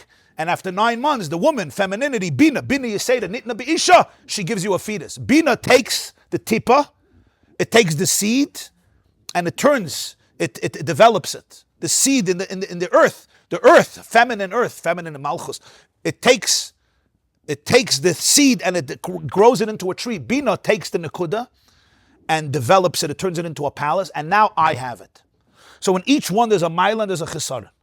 The mile in Chachma is the bittul that channels something that transcends you. The chisaron of Chachma is it's not integrated in vessels. It can't be integrated in vessels. That's why Chachma, you'll always see, will be a split moment and it's going to run away right away. It's like a lightning. Sometimes I'll have an idea that comes into my head and I didn't write it down, and 5 minutes later I forgot it. And I'm like, oh, that was so good. That was so good. I knew what I was supposed to say. And you can't access it anymore. It's finished. It's done. The lightning is gone. And you crave, even if I remember the words, I still don't have the clarity that I had by Chachma. In Chachma, you will have a clarity that will not come back easily. You know why? Because you don't have it, it has you. When you have it, it's reduced to your kalim. When it has you, you're surrendered to it. I remember Rabbi Yoel Khan was once sitting with us. We had a birthday party, one of his relatives. He was sitting with us in a dormitory room on Eastern Parkway, Hadar HaTorah dormitory, and fabrenging. So, I don't know how old was I. I was probably 16 or 17. I just remember this. He had a list. That's how he would fabreng. He wouldn't fabreng,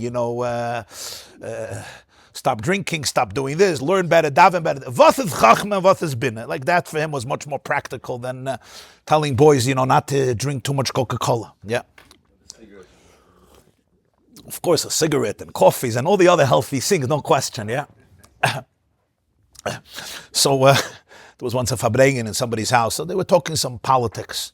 So he said, "Efshe kemereden epis praktisch." Maybe you could talk about something practical. So somebody said Lamashal, because they thought they were being, he said, Eir, Meyer. Talk about reality, what he's talking about. And I still remember he told, he says, "Was is chachma," but it got ingrained in me. He said, "Was is chachma, was is bina." So he said, whenever, it was in Yiddish, he said, whenever there's a relationship between two things that are from different worlds, there's always a question, who wins? Do I wear the pants or do you wear the pants? Do I overpower you and you surrender to me? Or you overpower me and I surrender to you? So he says, whenever a person conceives a truth, there's a marriage of two things. There's the truth, there's the muscle, there's the idea, and there's me. There's my brain, my psyche. And when the two meet, there is a clash, there's a friction. And the question is, who's going to triumph over who? So he said, in Chachma, the muscle triumphs over the eye. And in Bina, the eye triumphs over the muscle. In Das, they have to get married and fuse. But the Nekuda here is, in Chachma, you surrender to the idea. You don't have it, it has you. That's why there's a clarity that will not come back. In Bina, I have it. So there's a clarity in the sense I can write an article, I can make a presentation, I can do something with it in a very concrete way because it became part of me. You must have Bina, because without Bina, it never is integrated into your Caleb. But Chachma is the bridge to the unknown. No bias at all. If it has bias, it's not Chachma. That's the beauty of Chachma. So you so always it says Havin. It says in Sefer Yetzirah, Havin b'Chachma v'Chachem b'Bina. In Chachma you have to have Bina, but in Bina you have to go back to Chachma.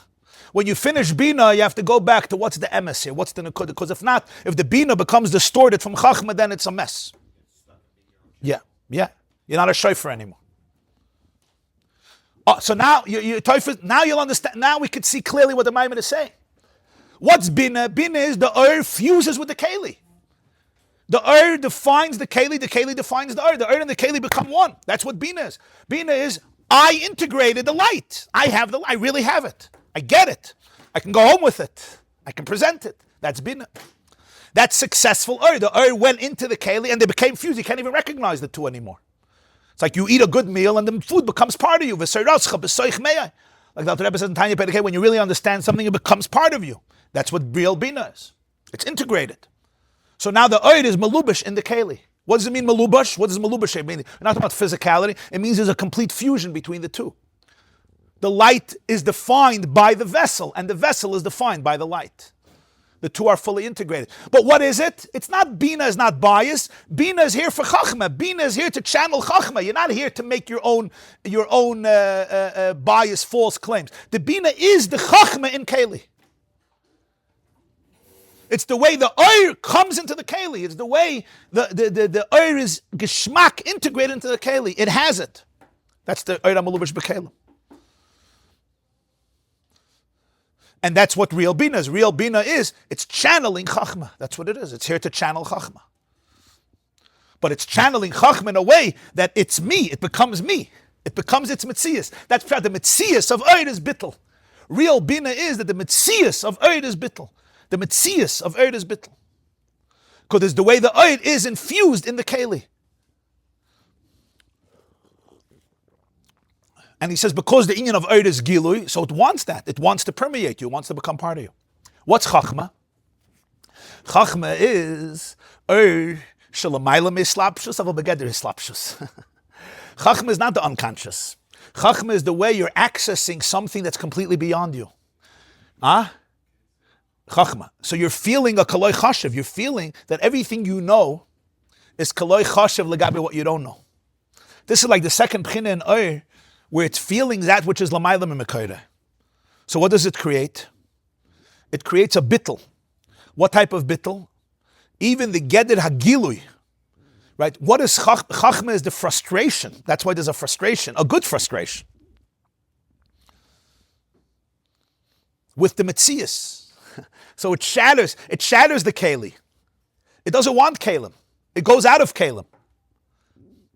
That's the second Bchina, where there's the bittul of the Metzias of the Ur.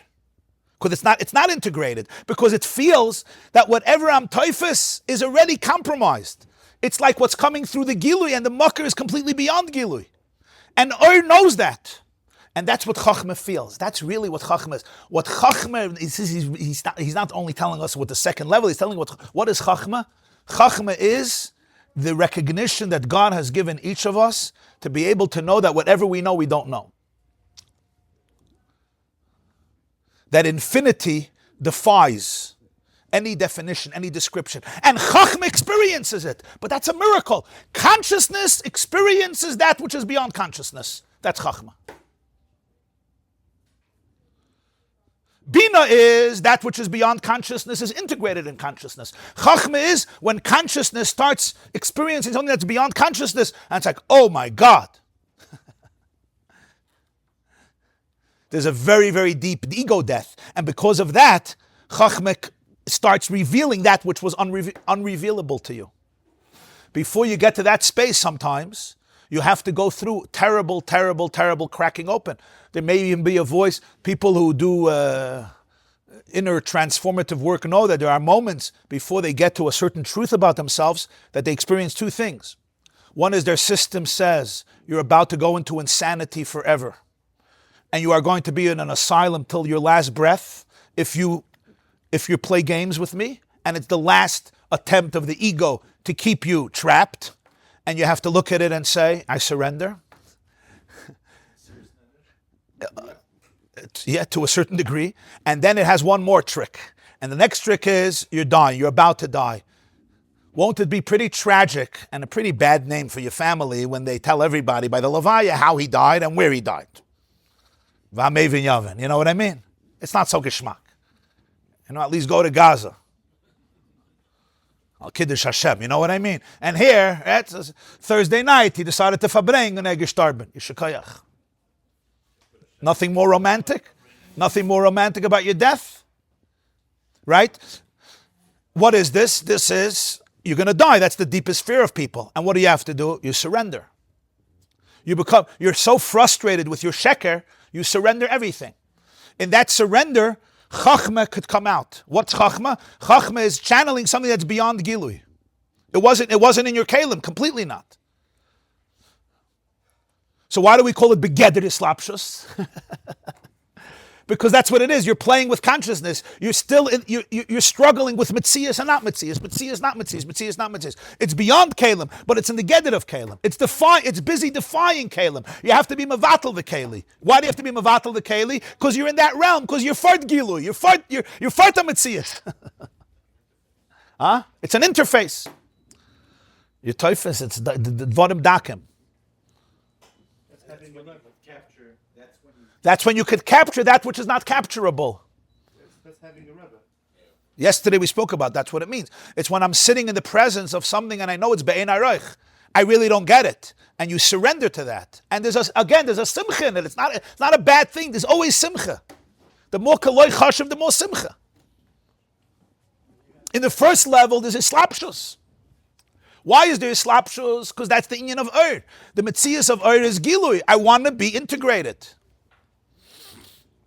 I want to go into Kalim. I want to become you. That's the inyan of Ur. Now we have to appreciate the first level again. The tachlis of Ur is I want to be inside of you. I want you to have me. Ur wants gilui. That's its bittul. Its bittul is to do its job. Its mission statement is gili, and therefore it will go into a keli. I don't want to not be integrated. Ein Sof wants you. He wants you. I want a relationship with you. Ich will du sollst mir verstehen. I want you should understand me.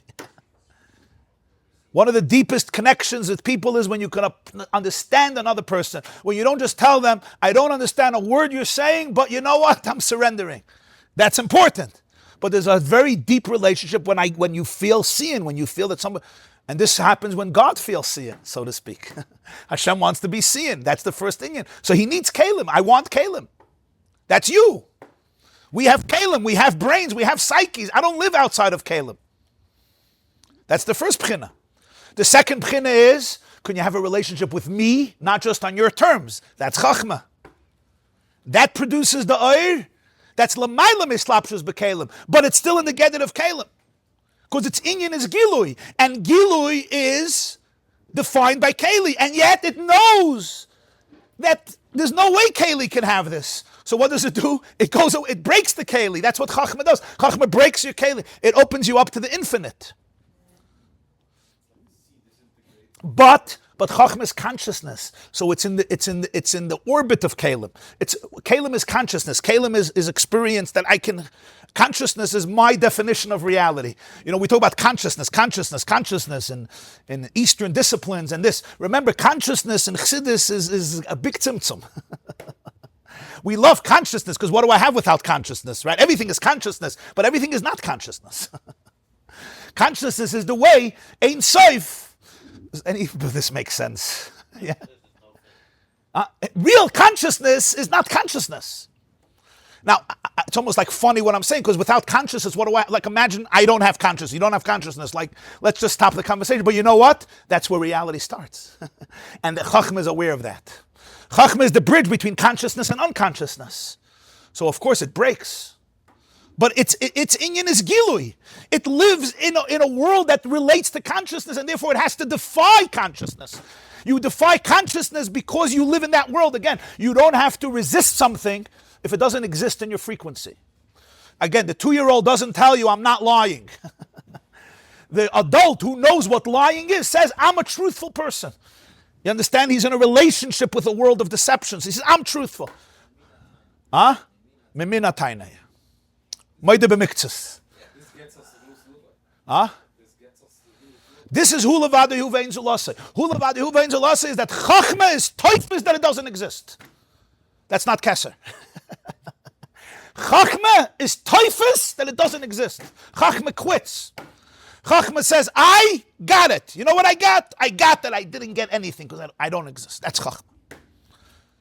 And that's a big simcha. Gewaldige simcha. It's no simcha like chachma. Big tainug in chachma. You surrender. What do you surrender? You surrender the self. But the fact that you're surrendering the self means you're in the world of self. L'maylam is slapshus, but begeder is slapshus. Chachma is like the eye doesn't exist. It's a statement. It's a bittul of the eye. That's the second bchin of Ur. So what's Keser?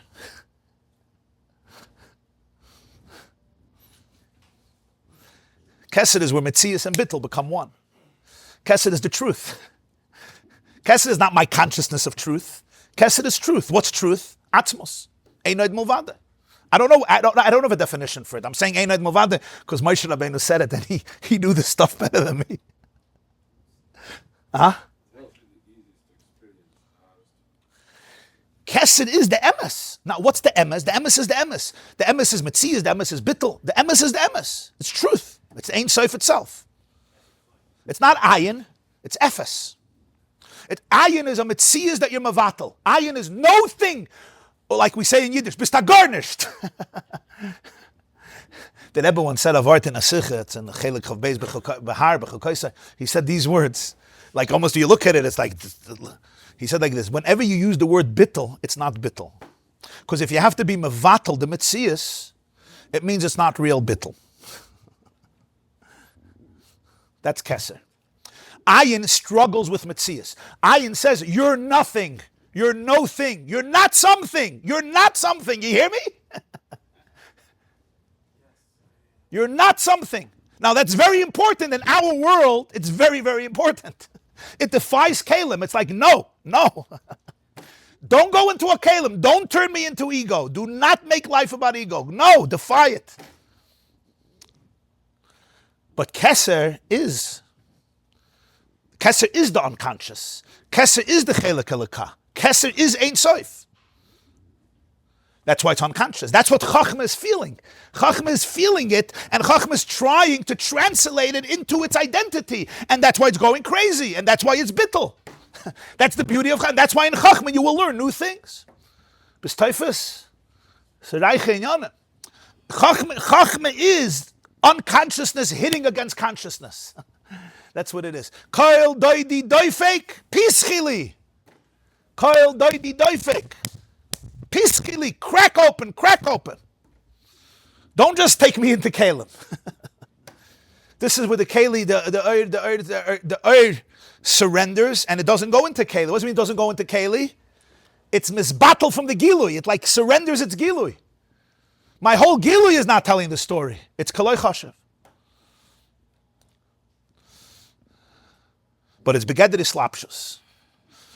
And therefore there's a tension, there's a deep tension. And it's a good tension, it's Lachoshech. Like you said, the candle in the sun. The candle in the sun, it's like, what am I doing? Oh, nothing. Okay. Sorry. Let me go home.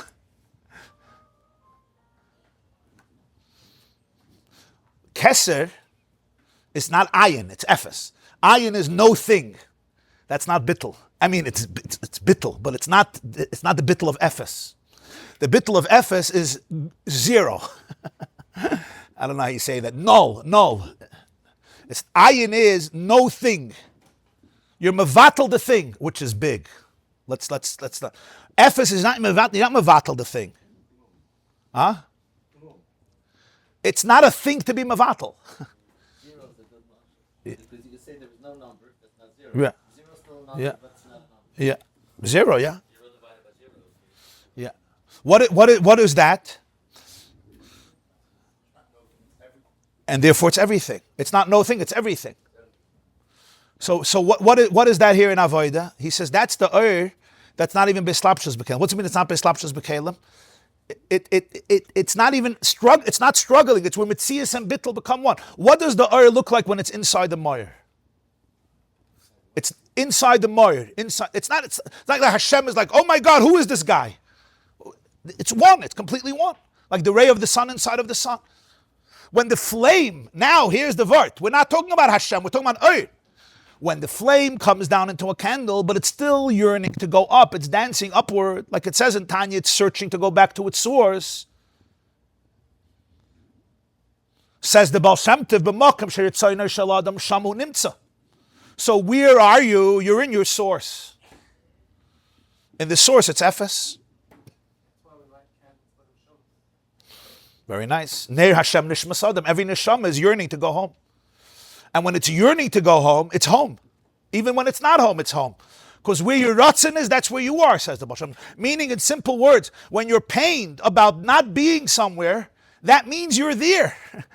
Be comfortable with that. That means you're there. Don't knock yourself dead. This is the achdus. This is the ratzon. This is the ratzon. You're homesick, so why are you here? Because God sent you here. That's why you're here. But that means you never left. Wow, what an amazing thing. You're here and you're not here simultaneously, and therefore you could truly be here. You can actually be here in a much better way because you don't need anybody to tell you, oh, you're a nice guy. You understand? You don't have to sell anything.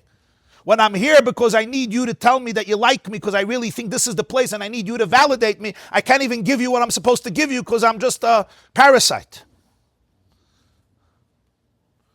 Only when you know you're not here, you don't want to be, you don't have to be. So why are you here? You're a shliach. To what? To teach, to channel the truth. So say the truth and go home. Or don't go home. You don't have to go home. You're home already. You don't have to go home. What's that pchina? There's no islapshus b'kelim. It's not even begeder islapshus. What does it mean? It means that there's no separation from the achdus. There's no separation from the oneness. Back like to what it was. That's what he says in Tanya. Tahirihi, ata asid litlimeni. I come from Atmos. I'm going back to Atmos. Now I know where I want to be, and that's where I stay. How do I stay there? I stay there by doing my mission, and knowing that this is my mission, and I'm homesick, and this is not my natural place. This is not my natural place. Now, this is not so easy to get to because what do you mean? It's not my natural place. I could never really be here. No, of course you could be here. You're supposed to be here. You should be here b'chol avavcha, b'chol nafshecha, b'chol ma'adecha. Fakert. You could be here by making peace with the fact that you're here on a mission, and really it's not, you're never going to get comfortable. Thank God you're not going to be comfortable here because you're atzmos. You're not going to be comfortable with any definition of self that separates you from Ein Sof. That's not so bad. Let me tell you something. Whenever you're being cracked open because you're feeling something inauthentic in your life, thank God for that pain. Thank God for the pain that doesn't allow me to remain false, mediocre, spiritually and emotionally crippled. Thank God for the pain. You have somebody in your life who's challenging you to be authentic. Wow, amazing. Of course it hurts. Inauthenticity hurts much more. Inauthenticity hurts much more. This pain is the good pain. It's the pain that's cleansing you from your inauthenticity. It's the pain that says there's nothing inside of you that's true outside of Atzmos. Wow. Baruch Hashem, thank God for this pain. This is the Gehenna that we love in this world. I don't know if the word love, I don't want to sound like in La La Land, but do you understand what I'm saying? This is not to run away from. The person who's looking at you in your eyes and saying you're lying. I told you once, I heard from the Pshlem Mazarchi, there was a bacher who went in, he knew him, I guess, I don't know, it was a chaver of his, he said he went on Yechidus to the Rebbe, I guess this is in the 60s, the 1960s. And the Rebbe asked him a question about his life, and he answered. So the Rebbe told him these words. He said it over. Reb Shlomo said the story. He knew the story firsthand or secondhand. So the Rebbe told him these words. He says, in D Daled Ames, these 4 cubits is an Olam HaEmes. It's a world of truth here. Geyarois, nemar up de levushim von Sheker, und wenn du bist fertig, komm zurück herein. Go out, remove your garments of falsehood, and when you're ready, you'll come back in. Is there a greater blessing in life than to hear those words? From a shofar. That's the key. If you hear it not from a shofar, you're like, I'm a liar? I'm a liar? Let's talk about you, right? Then you're like... Now, the fact that he could tell it over meant that he got it. You understand? If not, he wouldn't have told it over. I once heard from the Biel Khan, it wasn't personal. If it's personal, like how dare you lie? You think I don't know who you are? You know I'm smarter than you? You know that, right? I'm much smarter than I see through you, and therefore get out of here. Like that's ego. I'm not gonna let your ego insult my ego. And if you feel that, I'm anyway done with you. It's a very deep thing. I once heard from Rabbi Khan, he was fabrengen with us, so he said, I just remember, he said that he was once standing in 770 upstairs in the Beis Medrash, and a Yid came out of Yechidus. A Lubavitcher Chassid came out of Yechidus. He didn't say the name. And he sees him, and the Biel sees that he's very, very disturbed. He's very uncomfortable. And he comes over to him, and he says he was on Yechidus. The Rebbe is breiges of me. The Rebbe is upset at me. And he was completely overwhelmed. So the Biel said, I told him, nicht gefährlich. It's nicht gefährlich. He probably has a good reason why he's upset at you. And he says, I told them, that's not what concerns me. What concerns me, as I'll say it in Yiddish, he says, darfst meire haben nicht, dass der Rebbe ist breiges auf dir. Der Rebbe ist breiges auf dir, geht nicht entläufen von dir. He's not running away from you. He's breiges auf dir. Du darfst meire haben, na du sollst nicht werden breiges auf den Rebbe. That's who you have to be worried. I'm afraid you're going to get angry at the Rebbe. That's going to be the end. Understand? The Rebbe is not running away from you. He's connected to you. He's going to stay there till don't worry, he's there. He'll be upset. He'll tell you what he thinks. But the moment you get angry at him, you're like, now you're cutting yourself off from a relationship that can help you become the person you're becoming. Why am I saying all these stories? What are we talking about? You still look like you have a mind. I'm already done with that. So, anybody still?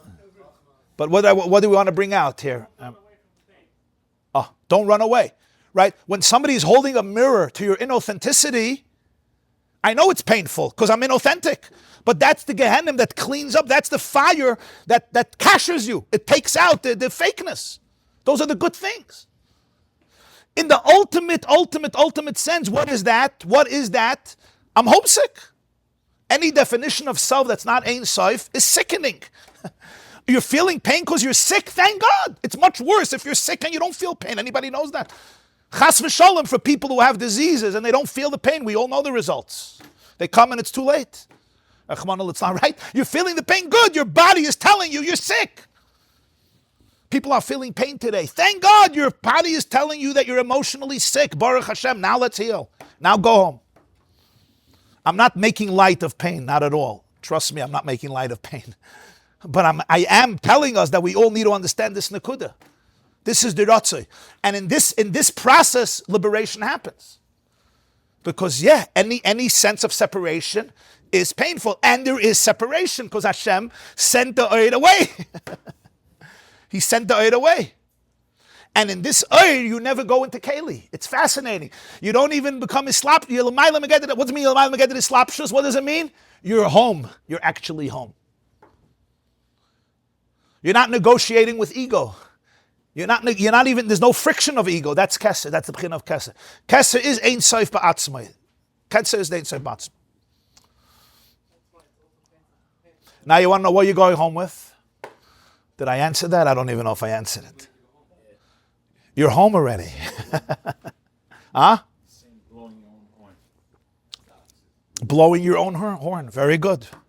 Blowing your own horn versus the shofar, yeah? Tooting your own horn, blowing your own horn. Chachma is what?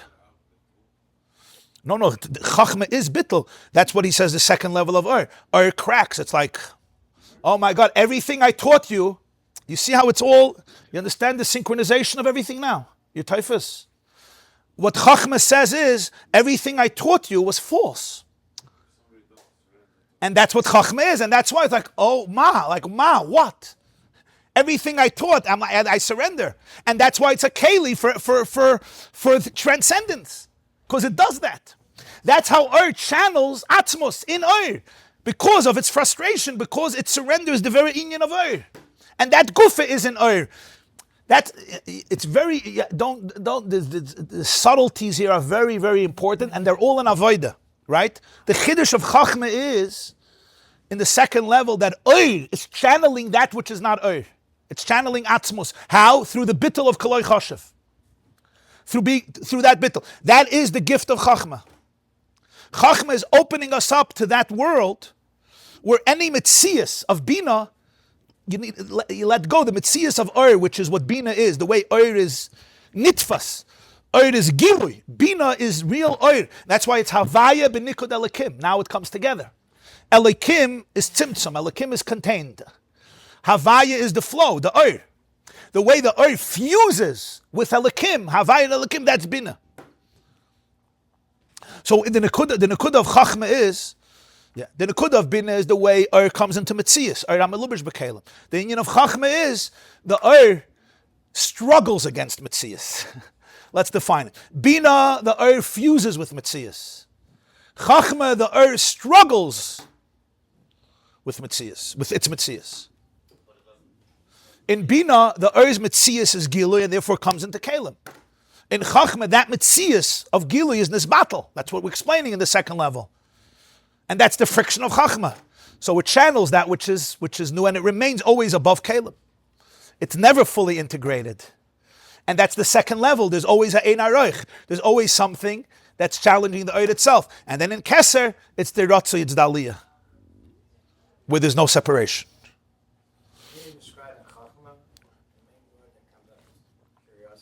Curiosity is a very good word in Chachma. Yeah, very. Curiosity is always a very powerful tool. It's like your wife said something, your husband said something, your child said something. Be curious. That's very powerful. I know your whole system is like, I'm going to tell them. I'm going to do. Okay. Be curious about that too. Just be curious. Curiosity doesn't mean I know this, I know that. But I'm right, and this is not right, and it's not justified. Okay, got it. Just be curious. Curious helps you find out what it really said. With real curiosity, you're going to grow much more than you'll ever imagine. First of all, you're going to get to know who they are. Second of all, you're going to find out that you were triggered by your own stuff, as much as by their stuff. That's only with curiosity. The moment I close the lid on curiosity, I know exactly who you are, I know why you said that, and I'm going to give you in Taten Narayan. Will I give you a Shtechna? You'll remember it bis Kiddush Levana next year. Yeah, I remember a teacher in yeshiva once told somebody, a kid, ich had gegeben as a frask, as the next Chodesh wirst du sagen Kiddush Levana after Levana. And that was like a classic nurturing self-confidence builder. I'm going to give you a smack that next month, you Kiddush Levana is going to be on the moon. You're going to be on the moon physically. That was like, yeah. So what's curiosity? Curiosity is, I'm really curious. I'm not even being mavatal myself. I'm not saying I'm an idiot, I don't know anything. That's not chachma. You understand? That's depression, that's anxiety. That's not chachma. Chachma is not anxiety.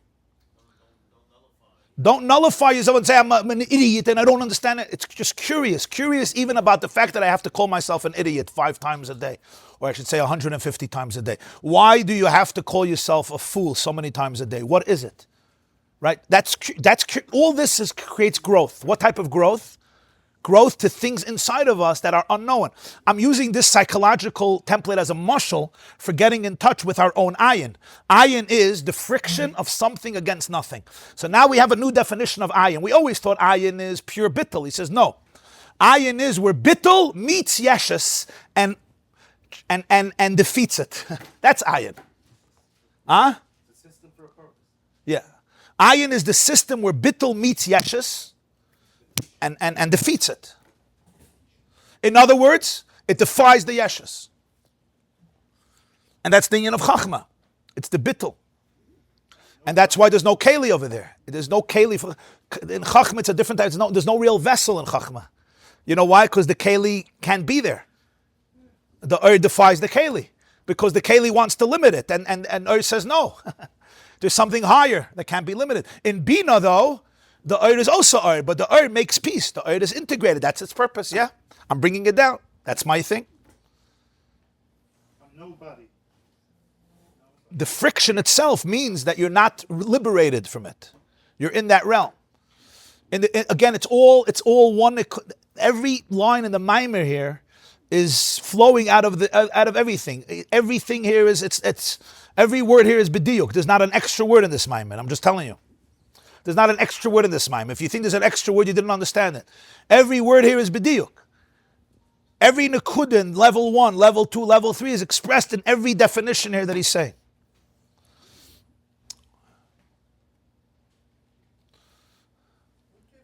So let's summarize. I think it's already time to finish, no? Oh my God. It's time to finish. If you could finish this. State 1 is, you're a channel. What are you a channel for? You're a channel to bring light into the real world. That means you deal with people. That means you deal with yourself. Don't run away from Kalim. Structure. That's your purpose. Don't run away from it. You're Gilui. That's your job. Ein Sof is beyond, I know, but he wanted Kalim. He wanted Gilui. Be comfortable with that. Celebrate it. You're a channel for it. Don't get too comfortable. Realize that what allows you to really come into Kalim is, there's an Inyan in Ur that knows the truth. And that is that everything I know, after everything I know, I don't get it. And that's why you could trust me. That's why you could trust, you said yesterday, that's why you could trust the first level of Ur. Because it knows that. So it doesn't get stuck in Kalim. It brings Ur into Kalim. Because it always has an element of it that stays above Keli. That's the Chachma. That's Bina is always connected to Chachma. More curiosity, more growth.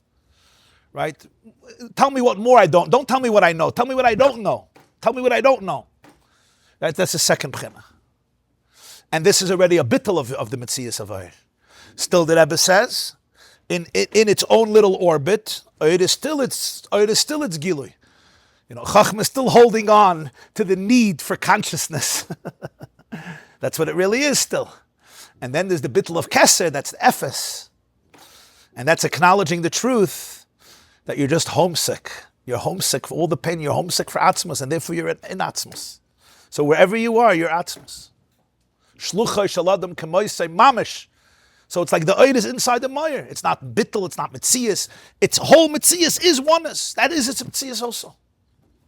It's not friction anymore. Here you make peace with existence. This is the Bchina of Efes Biltecha L'Maisa Mashiach. Ein Areich L'cha B'Olam Haza. Ein Zuloscha Malkeinu L'chaya Elam Haba. Efes Biltecha Ge'aleinu L'Maisa Mashiach. That's Efes. That's Keser.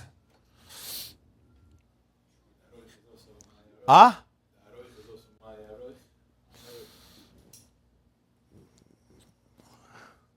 It's a different Indian over there. I'm just using the words ayin and nefes.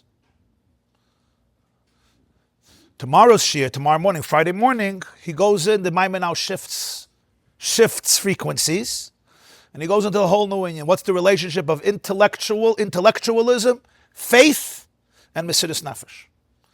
Seichel, based on Emunah and Mesiras Nefesh, these are the three inyanim, the way it's expressed in a person's daily avodah. 3 dimensions of Yiddishkeit. Seichel, based on Emunah, intellectualism, that's really intellectual. Emunah, pure Emunah, and Bit Mesiras Nefesh. And that's the 3 pchinas of Oyer, and that's Bina, Chachma, and Keser. And that's the whole next piece of the Mammar. Be'ezer Hashem, Blina, tomorrow, 8 o'clock, have a beautiful day. Thank you for sticking it out. And if you don't understand anything of the shir, nish gefährlich. It's not yet Gula. Huh? How do you connect this to Gula? You know that This process is this. I think this is the process of Geula. If we all learn how to use this system correctly. This is Geula. Geula Protis. Geula Protis, and then there's Geula Klalis.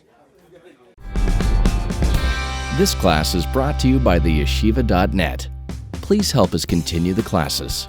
Make even a small contribution at www.theyeshiva.net/donate.